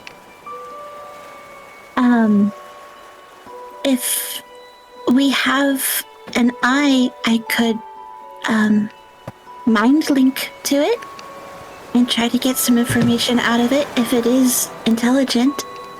Would you like to try that right now? I've still got the eye that I gathered up from our fight.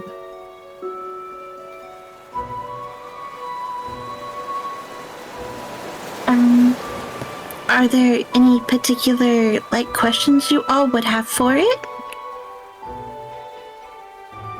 Not to say that I can't communicate with you all at the same time, but... I don't really have questions for the things I'm supposed to kill.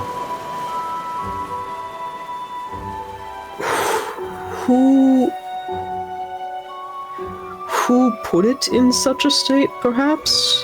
Who summoned Is it you, I still guess? alive?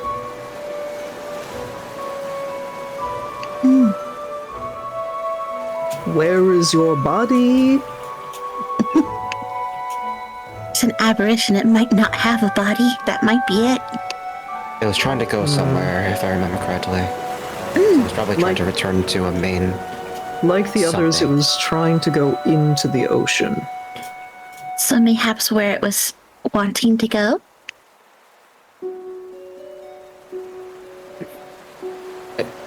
It could be some sort of hive mind. It could be an individual entity that just works together with others. I feel like more questions will come about as soon as we start the connection, but... I just wanted a place to start. Yeah, no, absolutely. If it does anything, I'm putting an arrow through it, though. Please, let's exhibit the tiniest bit of restraint right now. I am, by letting you take it out. Okay.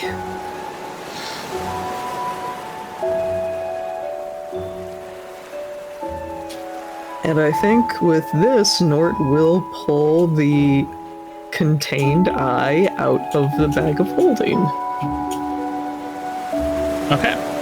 You pull the contained eye out, and it is sitting stark still until it shivers. You watch the pupil dilate a bit as it adjusts to the light in the room. It then spins on itself, kind of looking around. Yeah, it's definitely very much alive.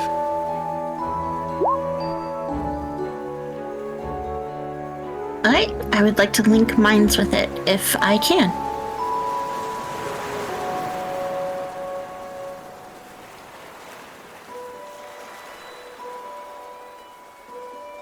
Okay. So you close your eyes and take away the outer stimuli as you simply focus on a conversation between this creature and yourself. The minds of something very much tethered to the material plane and something very other start to mix and meld until the scape in which you find your mind's eye is different. You're in a place that invokes the idea of the sea. And outside of the shadowed presence of Salem to keep you sheltered, you can at the very least tell that you are not alone. Oh, Oh. It's blurry. Oh my. It is very blurry. I get that. I get it. blue. It's blue. Why is it blue? There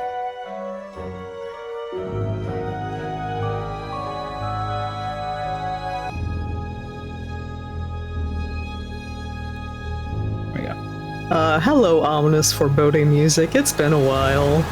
As you spin around in this blue blur of what you can only assume is some kind of extended memory of the mind that you're trying to speak to, you finally see it appear, and it is much bigger than it was in the jar.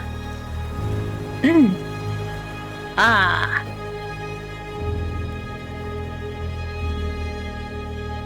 This eye shifts just slightly, refocusing on you.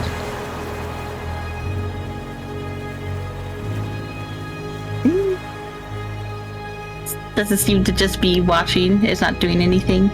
For now. Okay. Hello. What? Where did you bring me?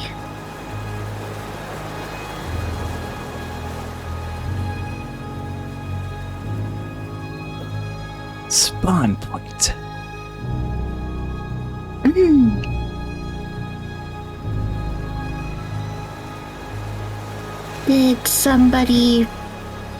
Did somebody summon you there?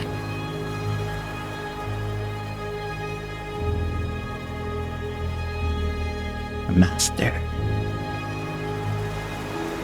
I'm trying to glance around my surroundings to see, because I'm assuming that this is a vision being presented to me. You see flickers and shimmers of what you can only assume to be memories of the various places that this creature has been. Every so often you see what seems to be like maybe a cave wall or the shimmer of moving water, either from below or above the surface. But it all kind of melds back together into this soup of blue. When it responded master, did it give a flicker of who it associates its master with? No. Okay.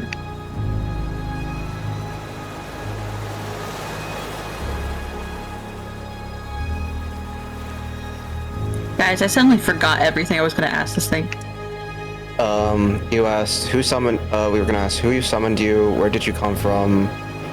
I've gotten both those answers somewhat. Do you have a body and is it still alive? Where were you going in the water? Okay. Where were you trying to go to? Spawn point. Could you tell me where your spawn point is?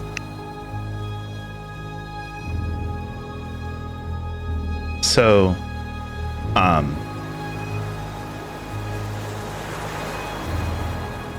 it looks at you. It looks at you, and you can see this intent behind it as it shifts closer to you, and as it does, you immediately hear Salem's voice as the veil behind you kind of flickers up, a wide shadow being cast behind you, and this thing immediately rolls back in fear.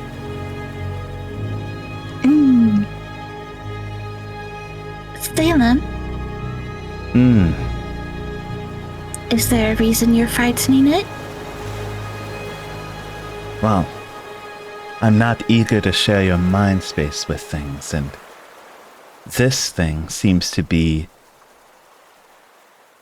both an independent being and a shared receptacle. I don't know whose eye it is, but you don't want it replacing one of yours now, do you? But I do think I need to see what it's trying to show me. I don't know how eager it is to show you, but who's to say you need to ask for permission? If you're willing to be a bit rougher with it, I'm sure we can at least get a glimpse of what it doesn't want us to see.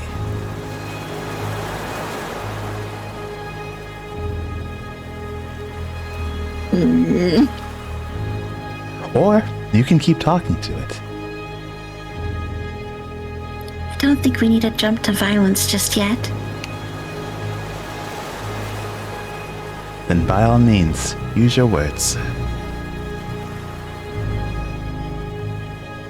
Going to step towards the eye and see if it shies away. It just continues to stare at you.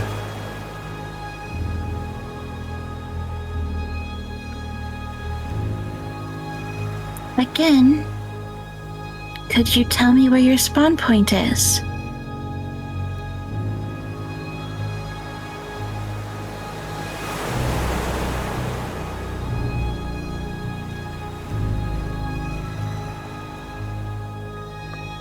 It,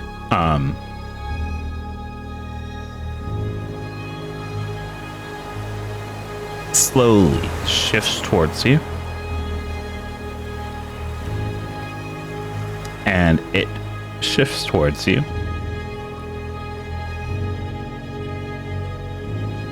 And finally, you see reflected back in its reflected back in the eye, instead of seeing yourself, you see a scenery in front of you.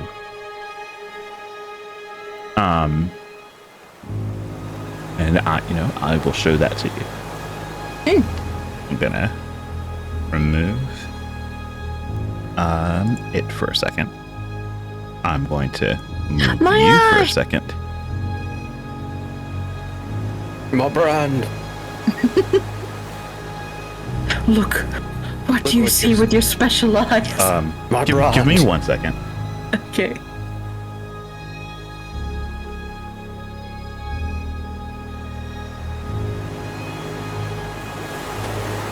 Bruh, not the way Salem wanted me to jump this eye. I wanted you to jump the eye. Yeah, man, If you asked any of us. I'm literally the pacifist. Like, And it's ace. I'm back. Welcome back. My cat tried to do some nonsense. For sure, half of us would have said to jump the eye, and the other half would have said to not jump the eye. I shake your hand, Saris. Yeah. Salem is literally like the compulsive like devil on Venari's shoulder.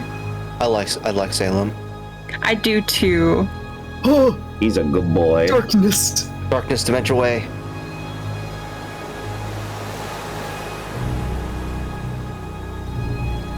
The light's coming back, I promise. Okay. Envisioning me. Imprisoning me. All that I see.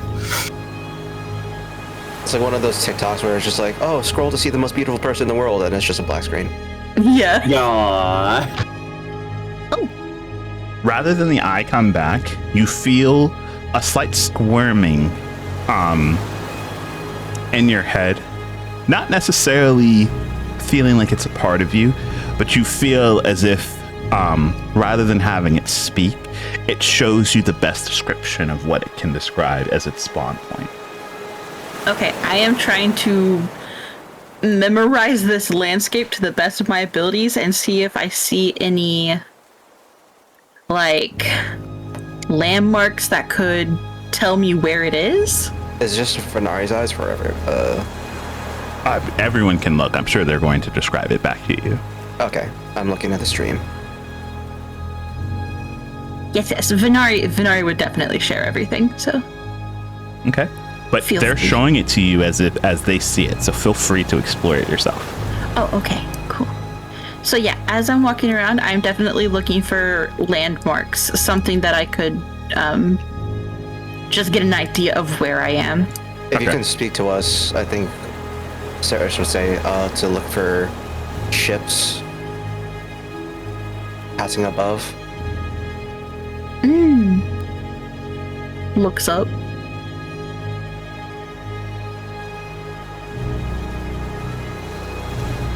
Oh my god, it's Ariel and King Triton. He got her, guys. Oh my god. I can't see it on this. Oh, now I see it. He said, you got legs, you gotta go. So as you move, you see,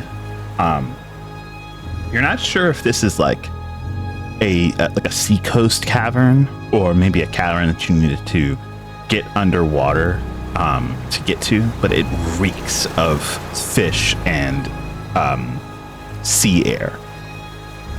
Okay. Making your way through, you see the first thing that catches your attention are these statues upon statues, different carvings in the wake, boxes and chests filled with copious amounts of gems line one of the walls, as another seems to stand as waiting stone to be carved. You see the matchings and machinations of statues that maybe weren't in the midst of being completed or were simply abandoned. More startling than that, a cadaver lays next to one of these discarded statues. Blood flows from it as it flows from statue. You can see just on the inside of the statue what seems to be kind of coursing through the stones, the very small remnants of a nervous system. Hell? Does the statue resemble the statues we saw near the piers? Not fully. You definitely see remnants of statues that are close to the ones that are on the pier. But some of them here look like counterpart statues, maybe matching sets.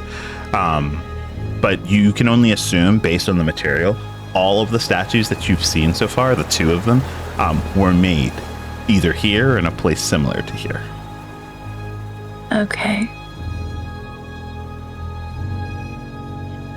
Looking around, I know that there's a bunch of, like, treasure, you know? But does there seem to be any stone, like, masonry tools? Carving tools? Yeah, give me a perception check. Or an investigation check, whichever's better. Sarah should ask also if you can look for markings on the chest to see if it came from a specific, like, merchant. Yeah. That's an 11. Okay. There are definitely places those could be, like in the barrel or the crates floating in the nearby water. You're just not sure.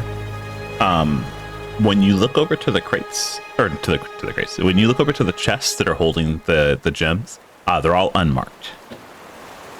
Okay, so there's no insignias anywhere. There's no labels anywhere. No, nothing at all. Actually, when you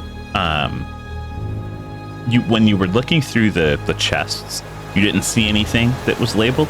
But as you turn your attention back to the crates, wondering where like a set of mason tools, whatever could have been used to carve these are, could be hiding, you look at a few of the crates that are floating nearby, and you do see what seems to be a signal or a insignia of the House of Mistfate, the Marquis noble family. Okay. I see a bottle here. Yeah. Is it actually there? Is that a bottle? Yep, seems to be a bottle. If I pick it up, does it have liquid inside? Is there a scroll, a message inside? Is there a ship inside? Is there wine inside? You know? More eyeballs, mayhaps? Another eyeball? You can go and check. Yes, please. Peeks up. So you kind of get towards the edge. You lean down to try and scoop up this bottle, and when you look into the water, every alarm bell goes off. Okay, nope. The eyeball starts to squirm as if it's made a grave mistake. Salem does everything that he can as your veil immediately starts to twist and turn to cover every part of you. And as you kind of try and rear back, the bottle in hand, you watch as the small ripple that came from it expands out through the expanse of the water, and you can see it just below the surface. Oh. Look. I don't like it. I want to go home. Well, thankfully enough, as you think that, the shivering of the eyeball finally pulls itself from you, ripping away the vision that you were just experiencing. And I'm gonna do I know what that is? maybe. Can I make a roll to see if Venari knows what that is? Sure. I will take a knowledge arcana. Because of Venari's background, I'll allow you to take it at advantage. Oh, right. That might not help me too much, but we're going to try. As the world starts to blur again, this creature's multiple eyes focus on you for just a moment before it also dissolves back into the memory of the small aberrant eye. The eye comes back into focus, Let me do it this way so I don't lose it. Potions on it. I think I know where this is. The eye comes back into view, this time much, much smaller. And as it continues to communicate, it goes, I never, you hear its words for a moment, and it goes, I never got to see the end. And as it, as the mind link between you and it fades, you find yourself back in the room, and all of you watch as,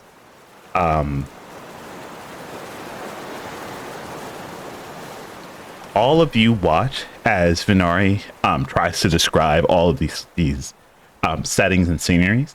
The eye inside of the bottle starts to tremble, and then it goes from being that vibrant purplish blue to being just a faded husk of itself before it crumbles into dust.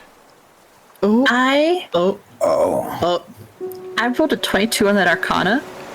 Yes. It was a nat 20. Okay. Of all the times to get one. Yep. Saves me the trouble. What was the thing I locked eyes with?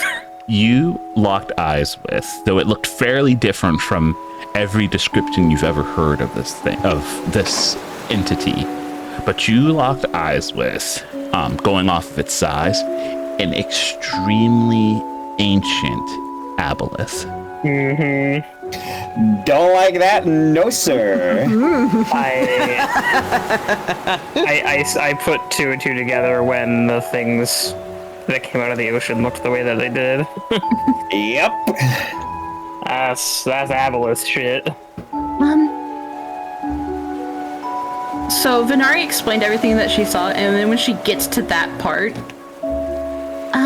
When I looked into the water, there was... It didn't look the way that my books described, but some sort of ancient aboleth, and it locked eyes with me. Get in the water. It could see me. Was this... You or see the eye? Either one is concerning, considering both of us, well, were here. I do not like this. I did see an insignia of the Miss Fate family. I have to wonder if this is one of the caverns that the family originated from.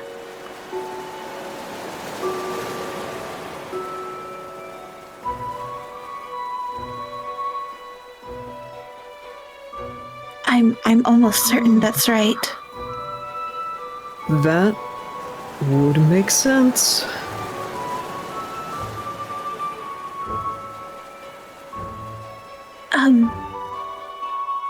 Also, there was a statue with a nervous system. That would catch Nock's attention, and he'd be immediately fascinated. It didn't look exactly like the ones that we've seen on the beach, but it did look like there were pieces of statue that were similar. That could only mean that perhaps at present or much earlier on in the creation of these statues, perhaps people might have been petrified? what do I know about aboleths?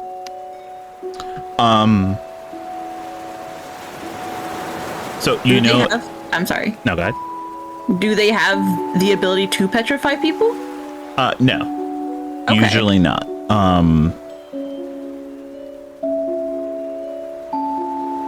From what you know about aboleths are,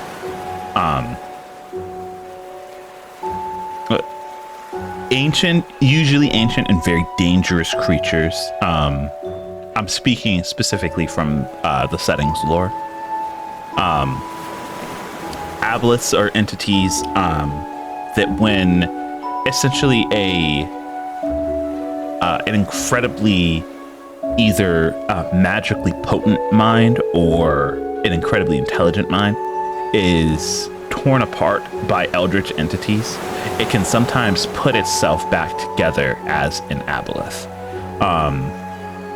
These creatures are known to live for an extremely long time, so long that it's not actually recorded how long they can stay alive. They aren't known for being very physically powerful, but their intelligence lends themselves to great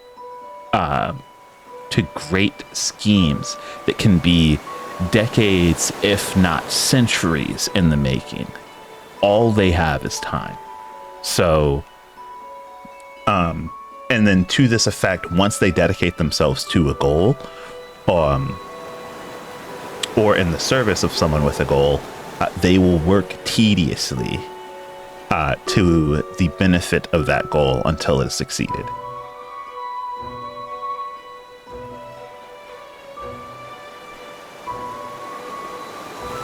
You know that they are very deeply psychic and creatures / individuals, with the ability to control and tether themselves to people's minds, to drain the actual life force out of individuals that are linked with it, and that just their mere presence usually taints the very water that they live in for miles around. Okay. If this thing made a deal, whether it be with somebody who's alive now or past, it's going to continue to do it until it dies. And considering the effects it has on its environment, who's to say if it would even end with its death?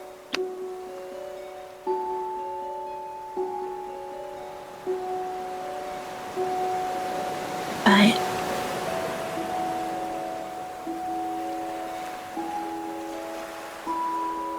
I think we need to find this, right? I agree. The after effects aside, and the consequences of killing it, the consequences of leaving it to live would be far too great for us to just walk away from this.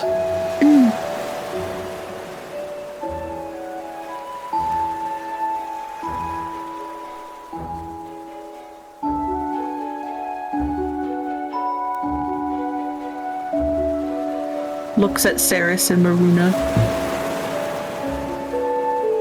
I don't think you really need an answer from me. You know what I want to do. I would also just say that whatever you all are willing to do is something that I'm willing to do. I think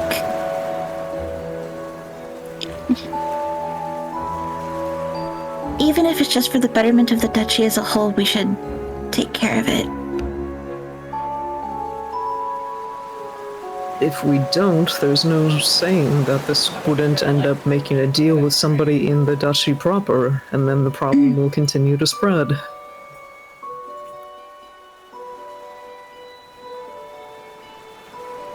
And if we go to where it is, we might find more concrete evidence of who it's working for, or, well, made a deal with, or is involved in general.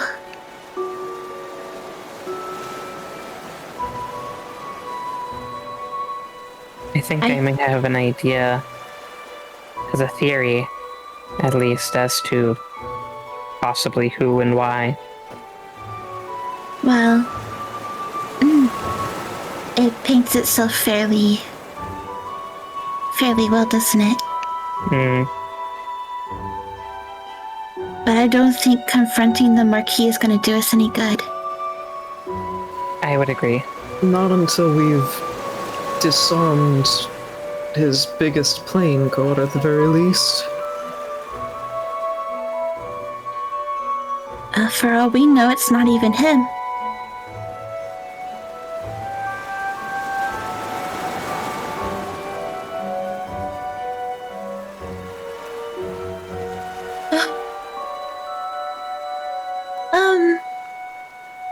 So we know that the Mist Fate family were a family of sea elves, and they used to live in the ocean.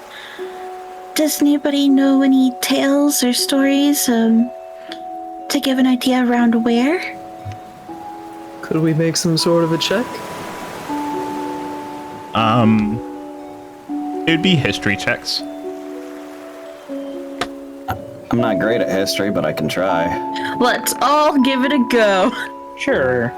If it's not, what's it called, related, I don't have advantage. Listen, I have a 2, so like, it's fine. Natural 20, baby! I don't think I need to, but I'll do it anyway. I know shit. My second I nat had 20 of the fucking nothing. game. The girls are all over here just blankly staring at the boys. Sarah's just wondering how to kill it. How many steps does it take to get to the center of Annapolis? How many arrows will it take? Do I need to go get more arrows? So, I'm going to say with those rolls, now I'm going to dial this back to information that you could easily know. I won't say easily, but information that isn't like, their family tree. Sea elves in general, at least in these parts, before bringing themselves up to just be settled communities that lived on the edge of the coast, would live in kind of secreted away enclaves, just like normal elves did. Sarah, your family does much of the same, or did do much of the same, while living in the forest. But instead, they would hide themselves in places that could only be accessed via the sea. Small aqueducts that you would need to swim under and then into, that would hide their homes, their families, and the lives that they would build for their community. When they started to become more outbound, they didn't necessarily fully abandon these places, but treated them as secret getaways. Should ever they come onto hard times, they could have a place that only they would be able to access. Several such alcoves have said to have been spotted via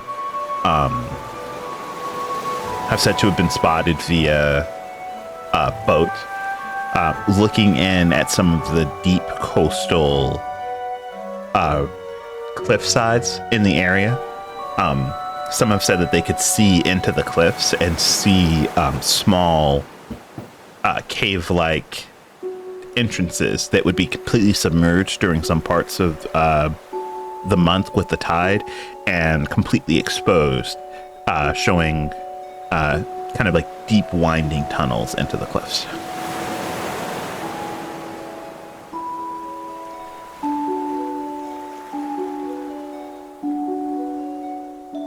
You're sure not that, given what you do know about this, if you could maybe get some accounts of fishermen in the area and maybe just a map of fishing routes, you might be able to have them point out where they've seen these entrances, but it would take a bit more footwork. I can do that.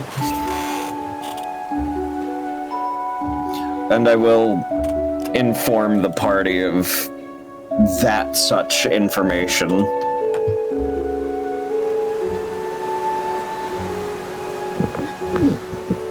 Well, So,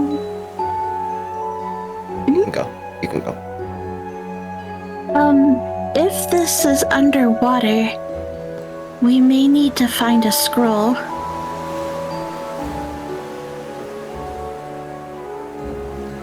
I'm not really equipped to go in the water. Looks at Not. Yes. I don't think some people are either. My my model is not exactly made in a way that can float.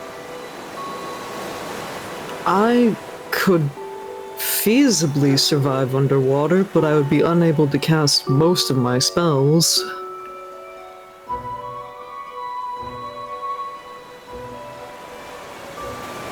Well, this is a marine town.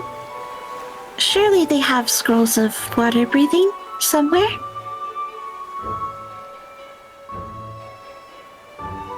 I can make sure we can walk on water, but that's not really going to help us if we have to go under.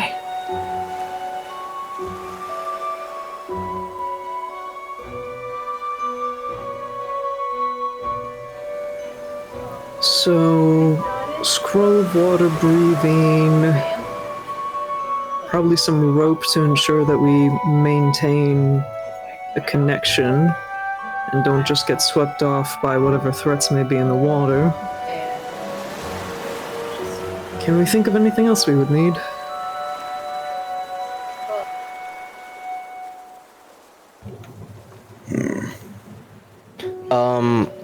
Since we know what we're hunting, can I do a check to see if I know what exactly I can do to, like, weaken it, kill it, anything?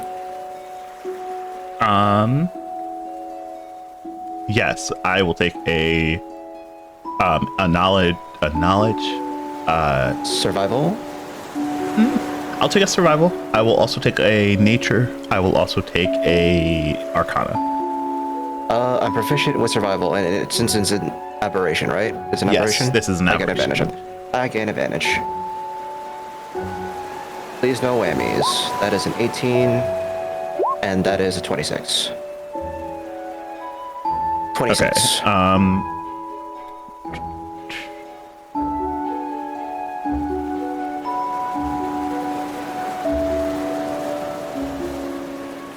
So you know that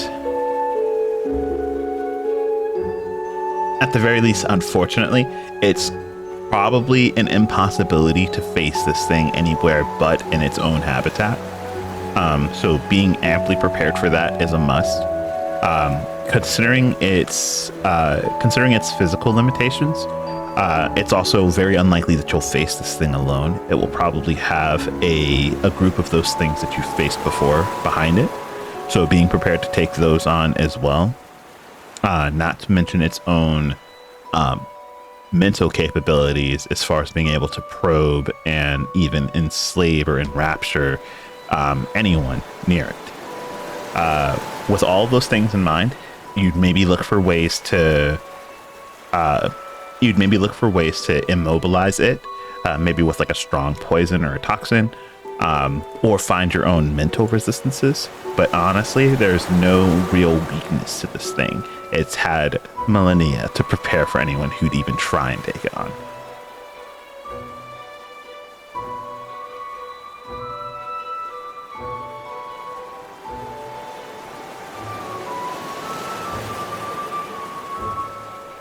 Can't believe the kitty deafened him. They deafened me, dude. So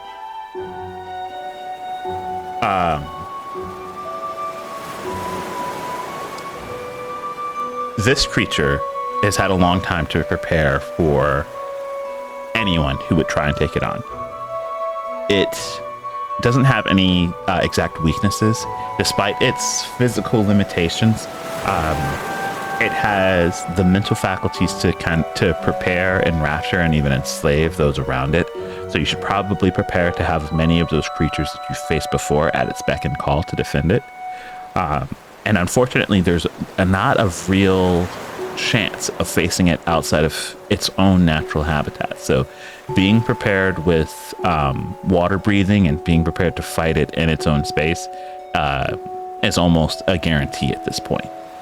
The only thing that you could maybe think to do is immobilize it, either with a very strong poison or or something to paralyze it. But outside of that, it's going to be a drag out. This creature does not plan on going down after living for as long as it has. Okay. That makes 2 of us.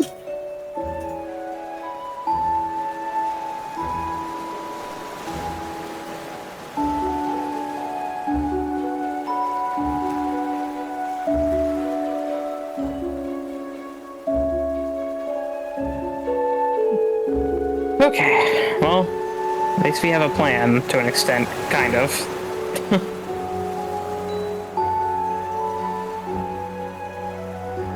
Yeah. Rest up, fill in our friend on his information.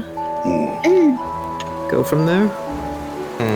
We might be able to ask him if he has any idea where the misfates originated from, or where they may have recently bunkered down.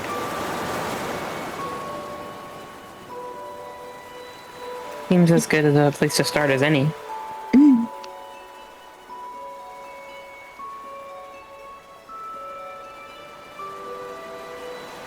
Well, I think that we've done all we can, right? And we should rest. At least for now. For the time being. I'll go look into securing some poisons or the like to help us combat this thing. Nock will take out his book.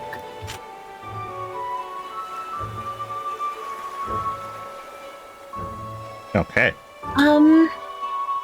It's like early day, right? Like we need to rest. We're fatigued. If we were to shop a little bit, do we have to wait till tomorrow to do so? No, so long as you don't get into a fight or anything. It's just a light activity considered just like shopping and stuff like that then? Yeah. Like for our long rest? Yeah, you definitely would be able to shop and... Okay, we'll do that then. Because we need to find scrolls and poison, I guess. Yeah.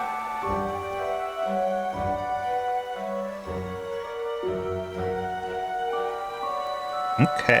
And then eat.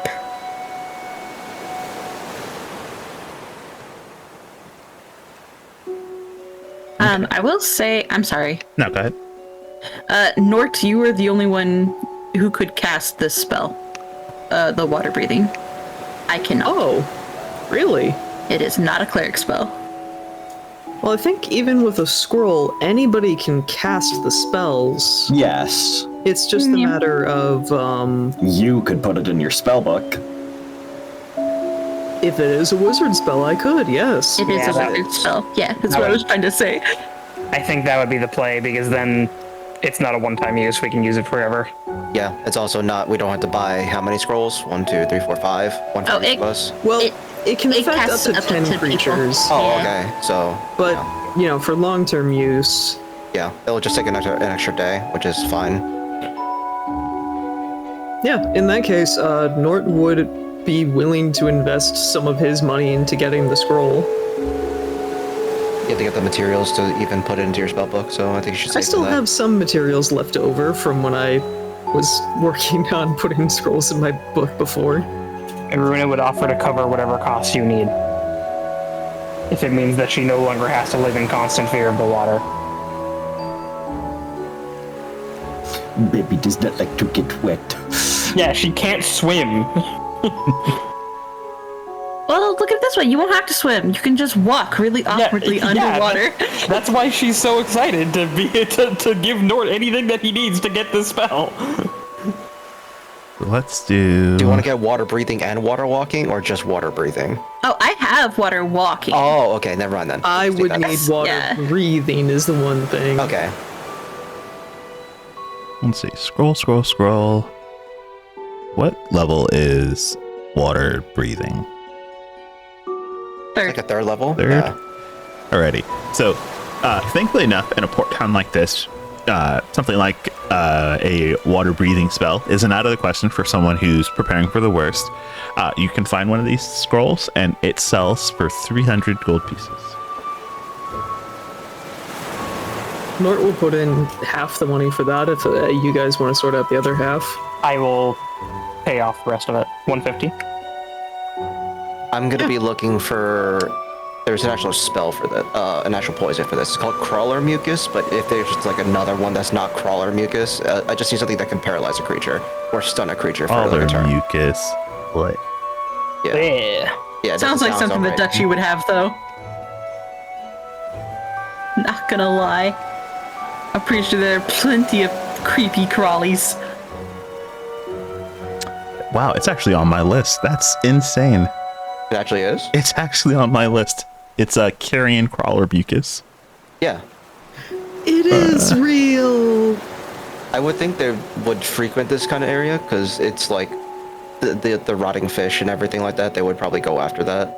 Yep. I don't know if you guys know, remember carrion crawlers. They're disgusting little things. Yeah, they're not great. I don't like them. Yeah. I think they're cool little creatures. They're really good for their poison. I'll buy as much as they have. Okay, let's do it this way. So because of how potent these things are, they do sell them just by the dose. Okay. How much per dose per use? Like, so like one dose is like one attack with one like melee weapon, but like for arrows breaks down how 1 to 1 just like that, and it's 100 gold per dose. What about arrows? Can I dip multiple arrows in one dose, or is it just one dose per one arrow?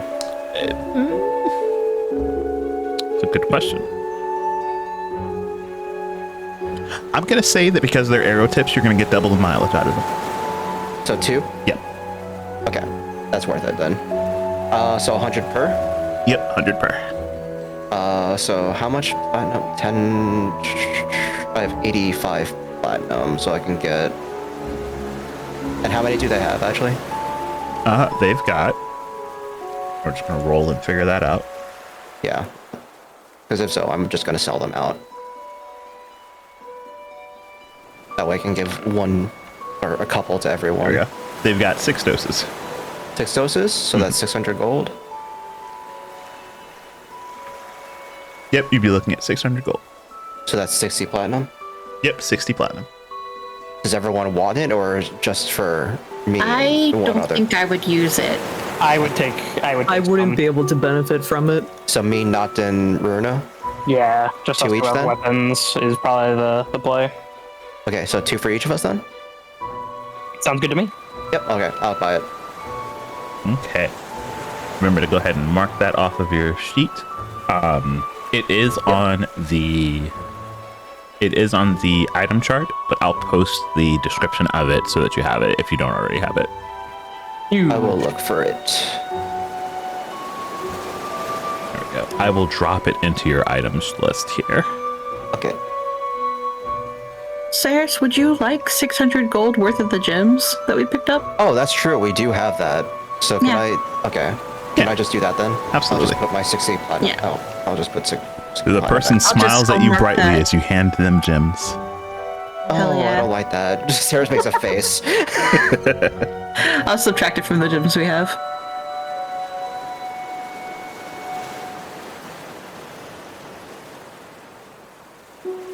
I was like, no, don't spend all your money. Take a face from this. Hold on, where's our thing? And I'm pretty sure it's gonna be one of Sarah's.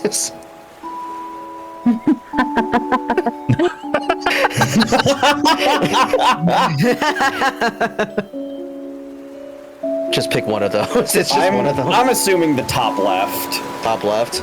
It's either that Either or that the bottom top- middle. I was gonna say bottom right. See, I was thinking second down from the top left. I was thinking the one directly down and to the right from that one. It really is just any Yeah. of them. It's just the idea that Saris is a Marcel type. How she stares at Noct is the one all the way at the right in the middle. That's the one I see it. Yeah. Just a face of disappointment. Yeah. One to the right, and the like huge open Yeah. stare. Yeah. That's how she stares at Noct all the time. That's concerning. with those weird eye things. Yeah. Anyway. So you all have managed to get your shopping done and are resting to get recuperated. During this time, as you make your way out and about the town, you don't notice any huge changes. Nobody seems to be trailing or following you. As you're making your way out, you definitely do notice a small increase to the amount of mercenaries in the area. Don't like that. Really don't like that. But outside of that, there's not much of a change. Hides myself under a cloak. You have the what's it called? The nice clothes too. I have the nice clothes on, but I don't want to change out of my armor if we're gonna go do stuff. We're not gonna do it just yet. We have time. We have 3 days of downtime because long rest. Long rest and plus getting the spell into the book takes like 8 hours. Yeah, I was gonna say, anytime that Nord isn't actively resting, they would be just transcribing in their book. So like 3-4 days. Yeah. Okay. We're not gonna do it right away. I think during the downtime, at some point in the night, Noct would just loom over Nort's bed and wake him.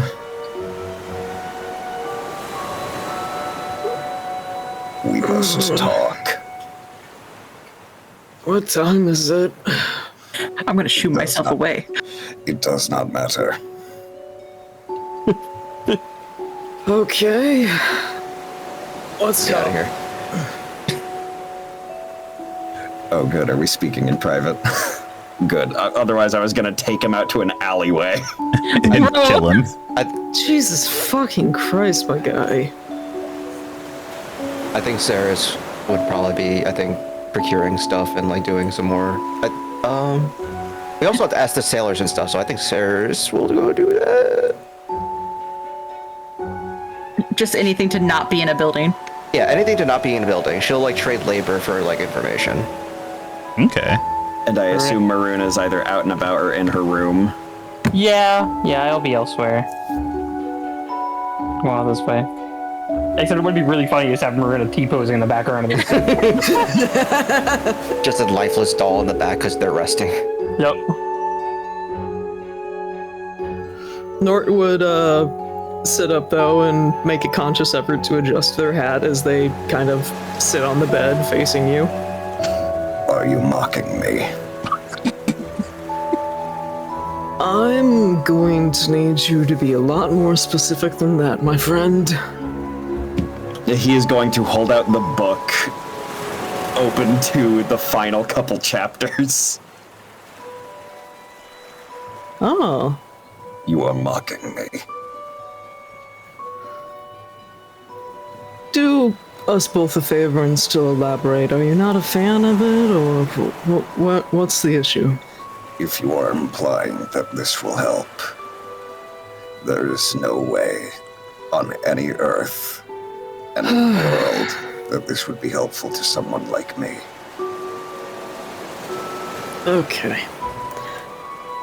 Would you be so kind, Not, as to sit down on the adjacent bed rather than looming over me as if you're about to start strangling me?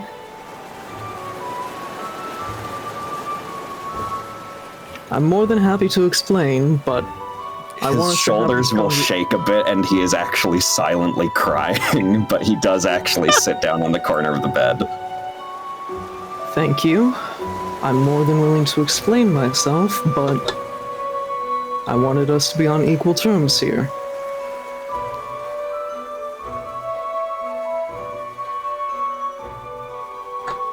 Cut and dry? No, I'm not mocking you by expecting you to read over these books. The more elaborate answer being that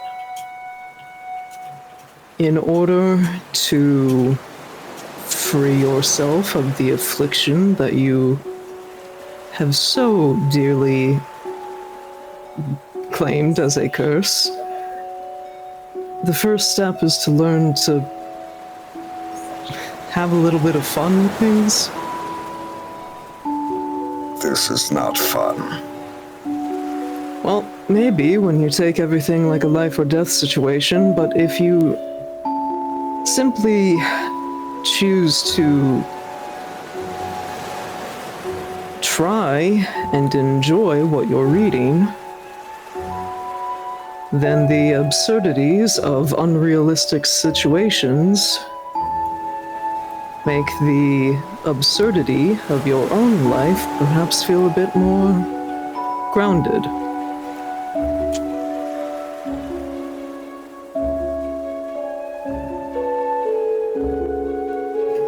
After all, how crazy does it really seem that you could potentially have feelings for someone when, by comparison, a fair elven maiden is getting absolutely railed by you know what I'm getting at. I do not like this sentence. I was eating.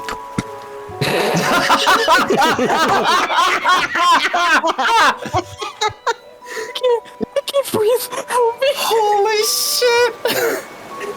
I did not expect that. I do not like that sentence. That is wildly inappropriate. The point being, it's wildly inappropriate because it's entertainment. I disagree. How so? Humanoids are not meant to bend like this. Well, no, but doesn't it The feel... illustrations are highly inaccurate. Where are her organs supposed to go? Okay, I think you're getting a little too caught up on the details, actually. Think about it this way. Were you to tone back these absurd situations I'm having you read to a more mundane degree, couldn't you imagine yourself in a situation where you would want to... At least let me finish my sentence, man.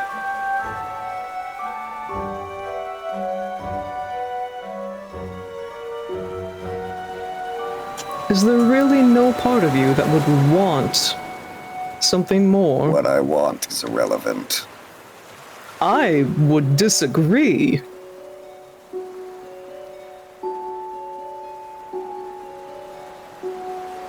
Besides, if it's anything like this, it is nigh unattainable.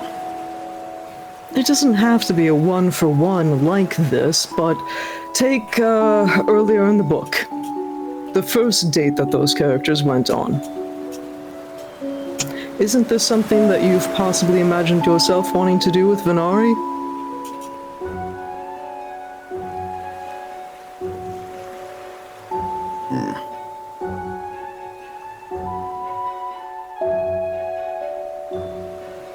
Your lack of an answer is telling me quite a lot.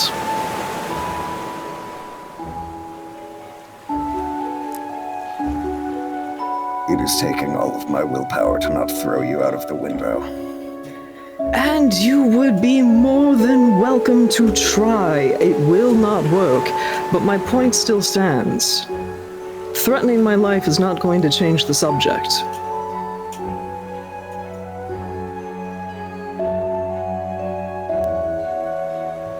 The problem is, as much of a saint as Venari is, it is still made significantly more difficult when my face looks like it was made love to by a bear trap. And just like how, for example, the orcish protagonist, or rather romantic lead, of the book believes himself unable to be loved due to his garish features, handsome though they are described to be. How is it different? Those are natural features. But they are still features the likes of which someone is not very proud of. You have those sorts of features, I have those sorts of features. Everybody does. How is it any different? Yours and his are natural features. Mine Oh, are not. mine are very much so not. I will let you know that right now. Are you about to tell me that you have a tornado under the hat? No, but it's not something I was born with.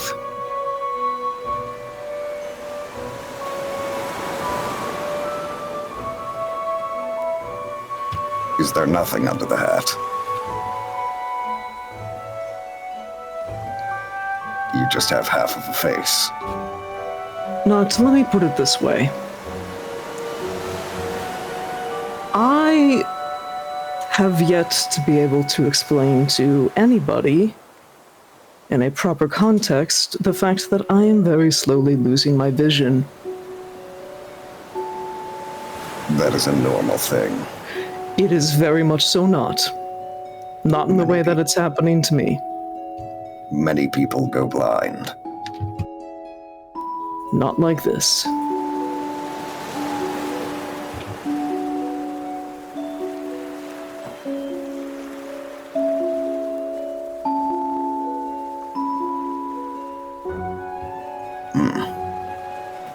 And I am not especially proud of that feature. It's why I choose to wear this hat and why I choose to wear the same things every day. There's a kinship here. There is, and despite that, I am able to take a step beyond my own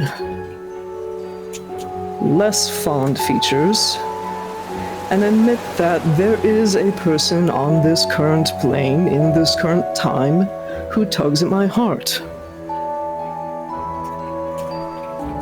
I am not yet able to find the words to explain that to them,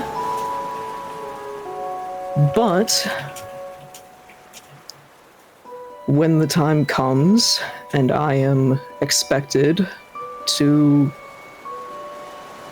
put up or shut up, I'm not going to be a coward and run away from it. Are you a coward? Yes. I would disagree.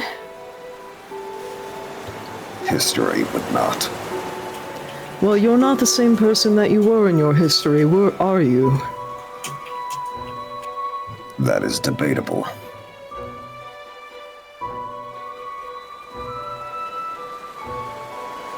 What, so you've always been this ruggedly beefy? No. My point stands then.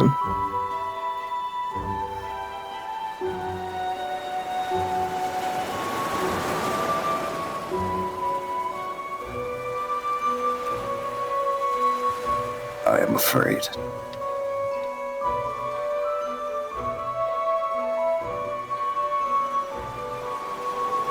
I'm sorry, I think I misheard you. Did you say I'm a freak or I'm afraid?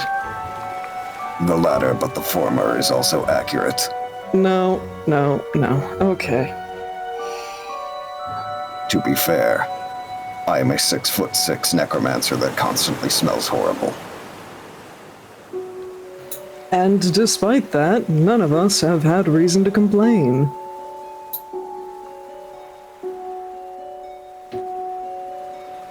That is questionable. We're the adventuring type, Noct. We're about to be going in to fight a fucking aboleth. I would think that a stinky little necromancer is the least of our concerns right now. And you should give yourself more credit, allow yourself to enjoy things a little bit, and maybe, just maybe, overcome your fear long enough to ask that perfectly lovely girl on a date.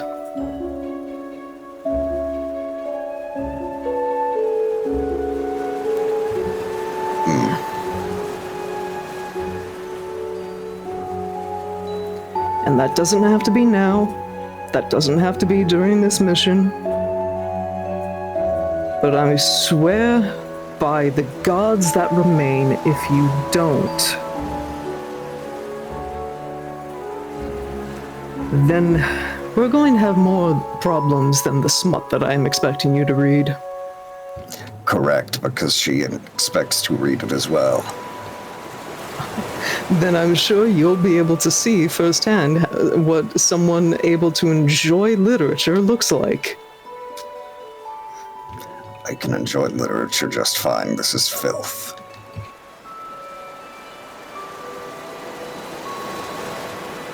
To each their own preference.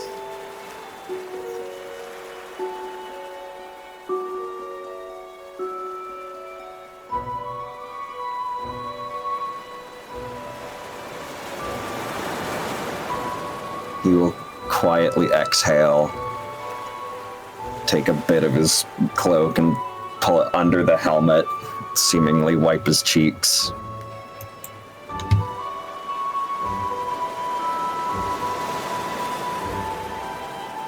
I'm sorry, by the by, if I've happened to upset you by my choice wordage.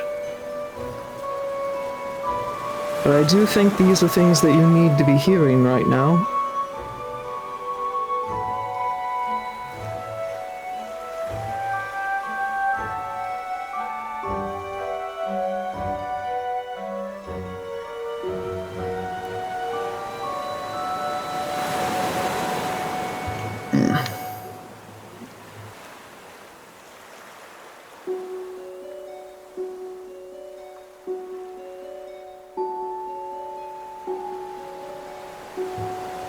I apologize for threatening you. It will happen again.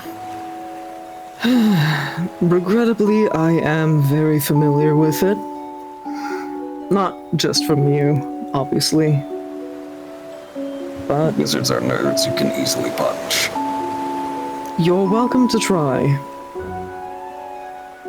If anything, I welcome the challenge.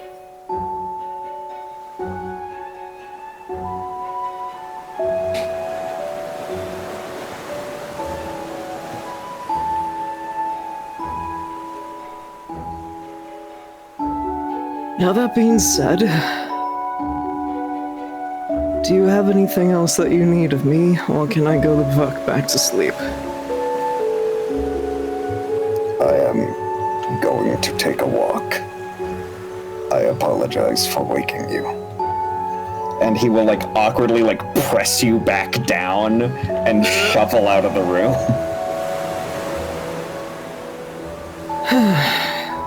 Couldn't even be cute about it. And Nord's just gonna roll over and pass the fuck back out. Is Maruna actually in the hallway? Because if so, he'd probably Spider-Man point at her.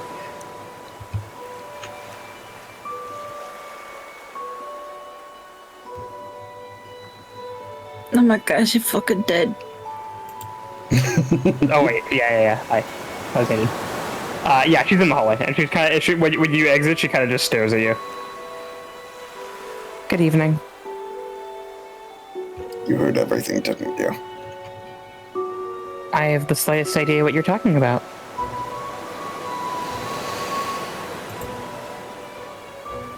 You're sassing me. I think you should look a little bit less into the emotions of an emotionless doll. You are blatantly not emotionless. You have expressed emotions previously in our journey. I'm not sure what you're speaking about. Sass is unbecoming of a young lady. Self-deprecation is unbecoming of a warrior. Touche.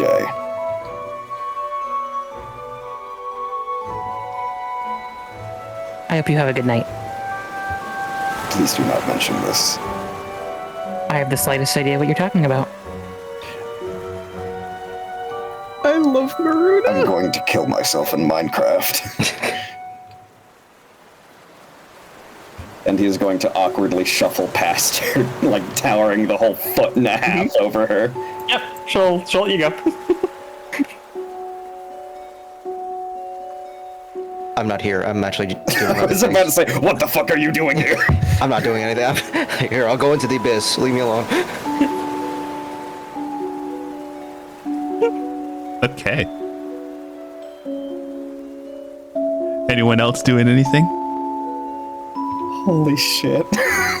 Get No. fucked, idiot. You just got fucking owned. Yeah. Crying right now. That was so fucking wild. Jesus Christ, Yevon. Tee. Get Okay. supported, idiot. You cannot just say things the way you said them. Listen, when you live as long as Nort has, there's no boundaries to saying things like this. Learn some. Okay, but say that to my average charisma.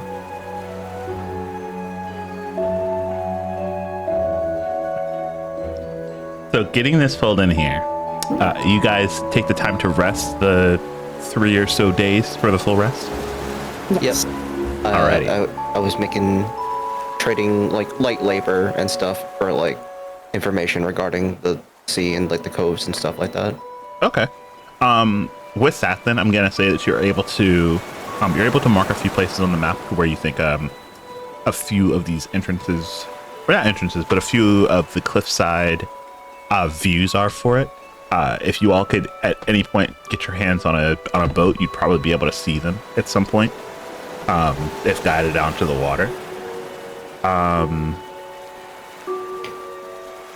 Could I take the 3 days to go on like fishing voyages with people if they needed like hands to like help fish and stuff and like see them? I want to go fishing.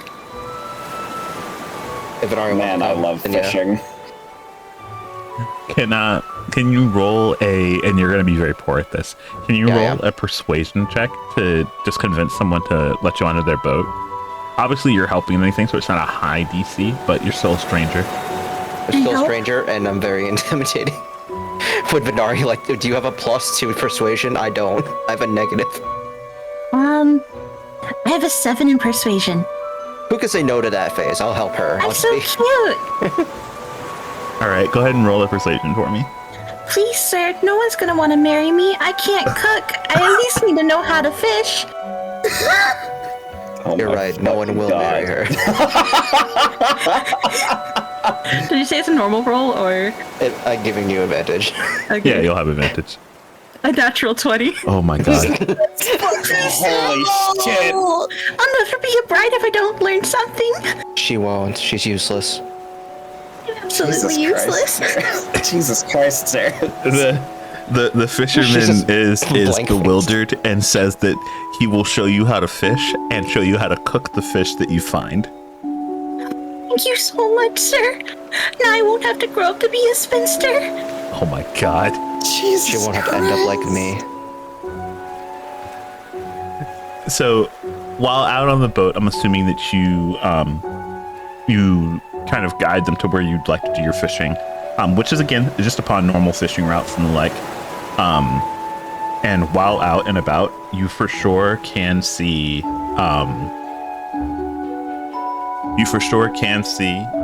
As the tide comes down, the cliffs just off of the coast.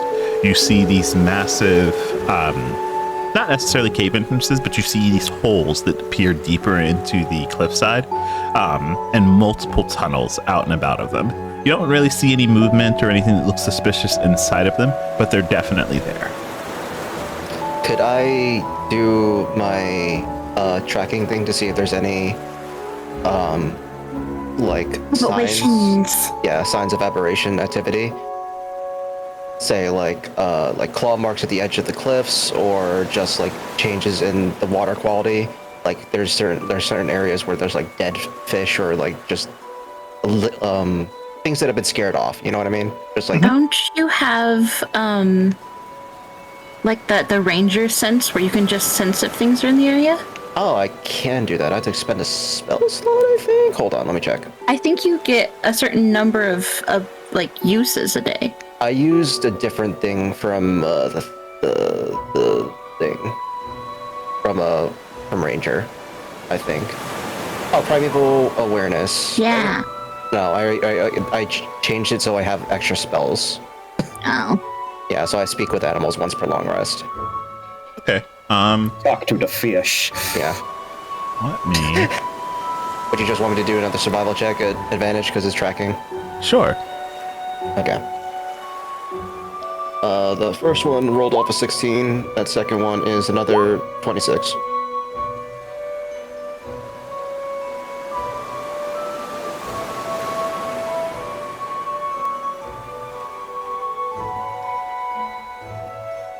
Okay.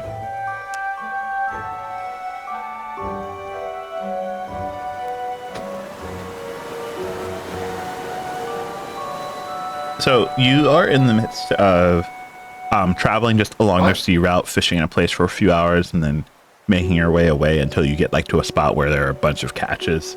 As you are able to get closer to the cliff sides, you try and look in the midst of it, and as you get closer to these cavernous areas, a few of them have dipped back below the sea as the tide rises. But the first thing that catches your attention is this foul scent in the air, something akin to dead fish. And the fisherman immediately says, "Okay, yeah, there's definitely probably not anything great inside of this area. We're gonna move on." In the midst of shifting away, another fairly new face, at least on this fisherman's boat, a novice, you can definitely tell, has an unfortunate accident. They slip overboard. They're quickly fished back out. It doesn't take much. It doesn't take long. But the one thing that does catch your eye, and you pull this from your survival check and your initial check on the entity that you're facing as a whole, and the reaction is once they're pulled back into the boat, this young half elf immediately just starts vomiting. They look like they've dipped their face into like the most noxious of poisons or have eaten the worst of foods as they lose their whole lunch. Can I medicine check them? Yeah, absolutely. I will help. 19. 19. As you start to look them over, it doesn't look like they swallowed a lot of water, but they definitely look like they're under the effects of a poison. Okay, hold on. I got a thing. Lesser restoration. I think the ointment I have can cure like poison or disease or something. I have to look. I mean, at the end of this long rest, you get your spell slots back. So. Yeah. This is still part of our activity during the long rest. So you might as well just pop that instead of using the ointment. But I don't have it prepared. Oh, you don't? Well, it's been 3 days. I don't have it usually prepared. It's been 3 days. You could have just prepared it today. What? Can I roll on a die to see if I just happen to have it prepared today? What, lesser restoration? Mm-hmm. Sure. Roll a D100 It's for a me. rest day, you know? What am I rolling? A D8? A D100. D100, okay. Yum, yum, yum. 32. That's my number. Yes. Okay, yeah, I'll cast Lesser Restoration on him. Okay. So as you cast Luster Restoration, they immediately start to feel better. As quickly as the effects of whatever was going on with them have come in, they immediately start to wane.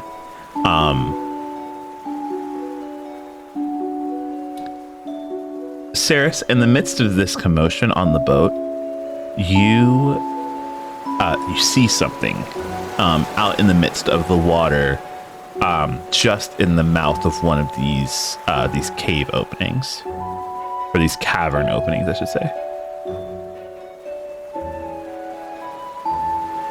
What do I see with my special eyes? Well, you're pretty sure that you've never actually seen one of these things in the flesh. but you see what looks to be a massive sea creature of sorts. And it looks at you with 1, 2, 3 eyes. All of them blink individually before it submerges underneath the water, and you can see its shadow going deeper into the caverns. I'll keep a mental note of this.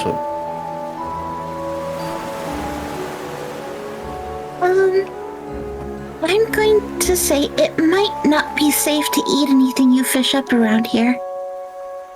Considering how you reacted to the water.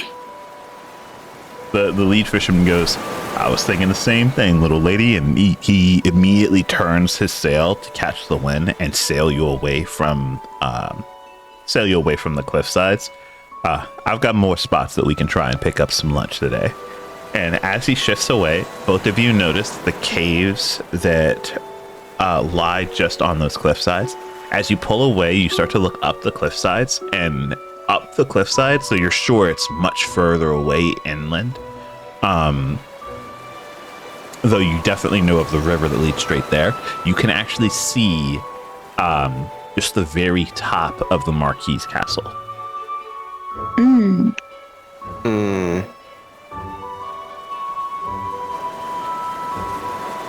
Okay. But the castle that we were in? The one in the middle of the city? No. Just like the A different one. yeah. His seaside residence. Yeah, his little seaside residence. Okay. Understood. While we're still on this boat with these people, I'm gonna ritually cast water walking on everybody on the boat. So it doesn't happen again. Yeah, just so if somebody falls in, they're gonna fall on the water and not in the water. Okay.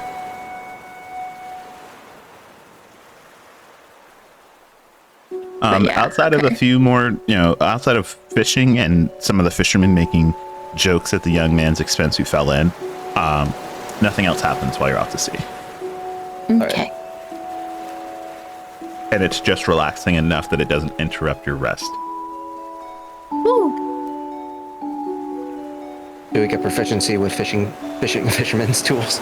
Go fishing a few more times, and I'll give that to you. Damn it. Okay. Okay, but how well do I learn to cook fish? Learn to salt and grill them. What's the cooking skill? I actually don't know what the cooking skill is. I know there are cooking utensils and stuff that you need proficiency with, which I do not. It is wisdom. I have cooking utensils on my par. Okay, give me a wisdom roll. Okay, because I like to headcanon that Venari just can't cook.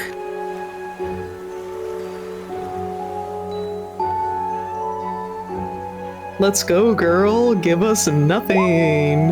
Oh, well, that's a 23. Okay. You've learned the importance of removing the bones from a fillet, skinning and scaling them properly, and seasoning them with salt and pepper and just a tad bit of lemon. You're proficient in cooking marine food. Hell yeah. When I get home, I'm gonna cook fish for my family. That'll teach them.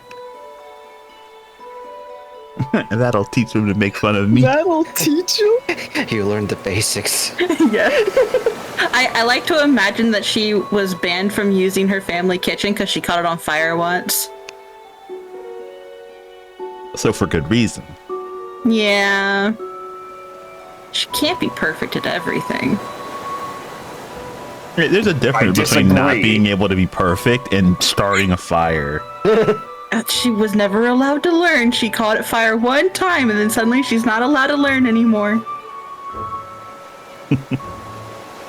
Okay, well, getting that in, everyone feel free to reset yourselves as we get past these 3 days. Has anyone made any plans to meet up, or what are your plans going forward? Gonna split up the poisons between 2 Maruna, 2 me, and 2 Nox. I think after our fishing trip happened, after learning what we just learned, Sarah to bring up maybe that we shouldn't talk to the aide, maybe, because it's so close, and maybe he'll like, what's it, narc? And I didn't say anything before. You guys are haters. I don't understand what my guy did to be hated by you. I He's a don't narc. dislike him. We don't know he's a narc. He asked for help, you know? Yeah. He's only going to tell on himself if he narcs. Yeah, so... Or if he is perhaps magically probed. Yeah. Made to do it under, duress. If we have a general idea of where we need to go, it might just be best for him not to know what we're doing so he can feign ignorance if he does get confronted. Yeah. So, our plan to go talk to him and tell him everything, maybe not so.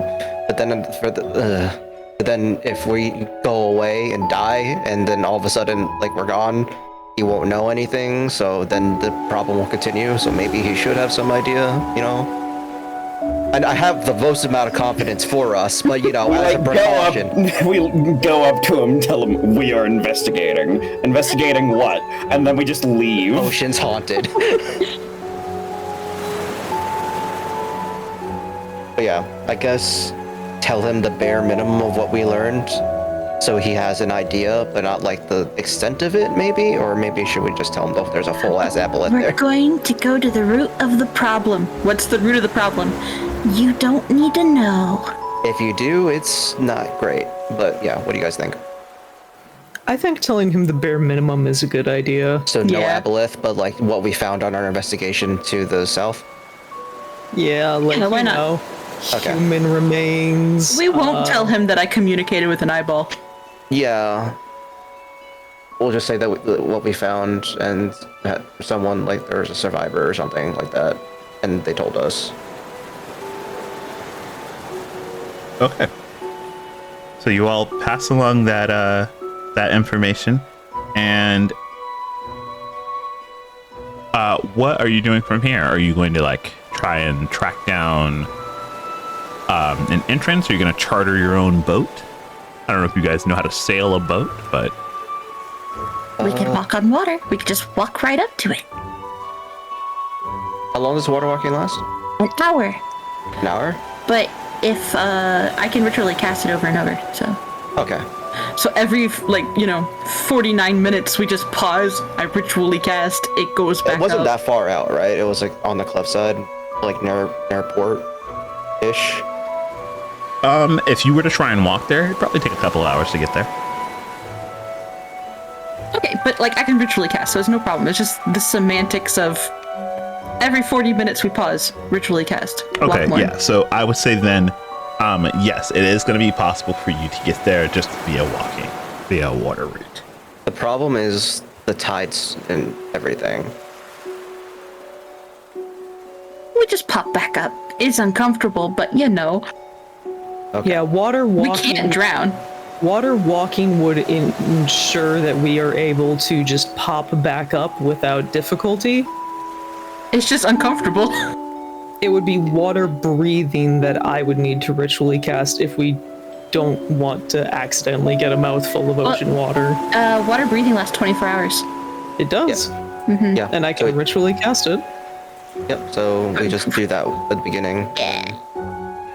Alright. How much would it be to charter a boat, just to be sure? Because we do still have $2,000 worth of gem. I want to save the money. If it's cheap enough, it might not even like make a dent in it. So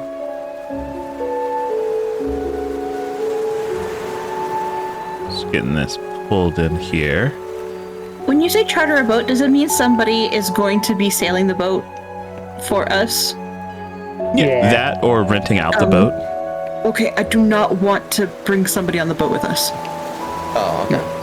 I don't want somebody's Is that one life of her to be proficiency in risked. sea vehicles, or no? Not right. No. No. Okay, then yeah, we'll just do the water walking thing. Okay. I don't want to bring somebody out to die. Yeah. said they die? Sacrifice. I don't trust you, God. What did I do? We'll just do They that. It'll didn't take a even couple address hours, but what I did. we'll leave, Moving on. I guess, a couple hours before low tide, I guess. Does that sound good? And then by the time we get there, it should be low enough for us to go in? Yeah, though we should maybe make a conscious effort to be a little sneaky getting out. Yeah. We're just going to the beach for a swim. Like Jesus. Okay then, I'll keep that in mind. But I think with those plans made and with your preparation set to go and face off against whatever could be hiding in these caverns, we are going to call an end to session 9 of Phantasmal Madness. Fair and valid. Good Stopping us fucking before we session. end Yeah, your before we like strong arm you into running for another 3 hours. And then end your arc early again. Yeah, we're getting at least one more session out of my arc. You don't get to do this again. Okay. Incredible session. At Very least good. give me some chance to pull this together a bit more, have a bit more prepared. Yevon, you are fucking insane. Yeah, and? You expected anything less out of the ancient fucking millennia-old wizard who likes smut? You know, you're right. Yeah. I should have expected. He recommended it to you to begin with. I don't think he had much shame to begin with. He recommended it to you with enthusiasm. Which means he's read it multiple times. Oh my god. Alrighty. So for sure, we're gonna play in 2 weeks. It could be the last session of the arc. It could be the second to last session, depending on if you want to what you confront here, and then how you want to handle the confrontation from there, and how you want to proceed. What thralls do I want to have prepped? Do I just bring more shadows again? Yeah. Or do I mix things up? If you bring the zombies, I'm pretty sure they're just gonna drown. I'm gonna fill them full of water. What do you mean drown? They don't need to breathe. And by that, I mean they're just gonna get stuck in the bottom of the water. I was gonna say, I'm of the opinion that I don't think we're going to get away with sapping the strength of this aboleth to death, so your shadows might be... Yeah, I probably need something that can fly. Or swim. Well, I don't have anything that can swim. Undead don't normally come with swimming speeds. Exactly, so that is why you don't bring the zombies. Alrighty, but I could probably do specters. for those of you who are here for the D&D, I think our next session that we're going to attempt is going to be next Saturday, as we're going to try and return to our Capricious Reverie game. If not, we'll see you guys in 2 weeks, where we'll have our next Phantasmal Madness game. But outside of that, we're gonna see when we can bring more D&D to you. I've been having this itch for one shots. We actually have a ton of one shots going on right now, or being planned right now, inside of our D&D server. But from there, we're just gonna figure out who we're gonna raid.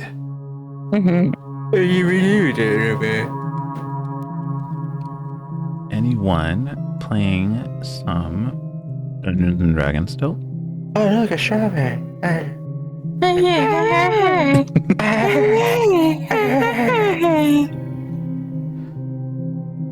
Let's see. Yumemi stream, Rira stream, Claude was streaming, but I don't know if he's still streaming. Yeah, he's still streaming.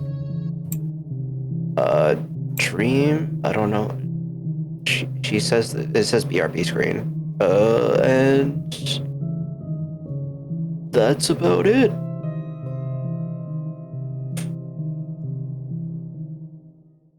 BRB. There does seem to be one VTuber in the D&D section.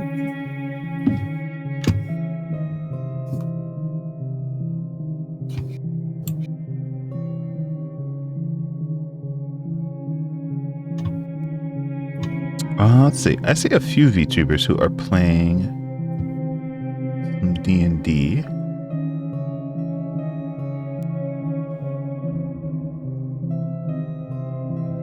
+7?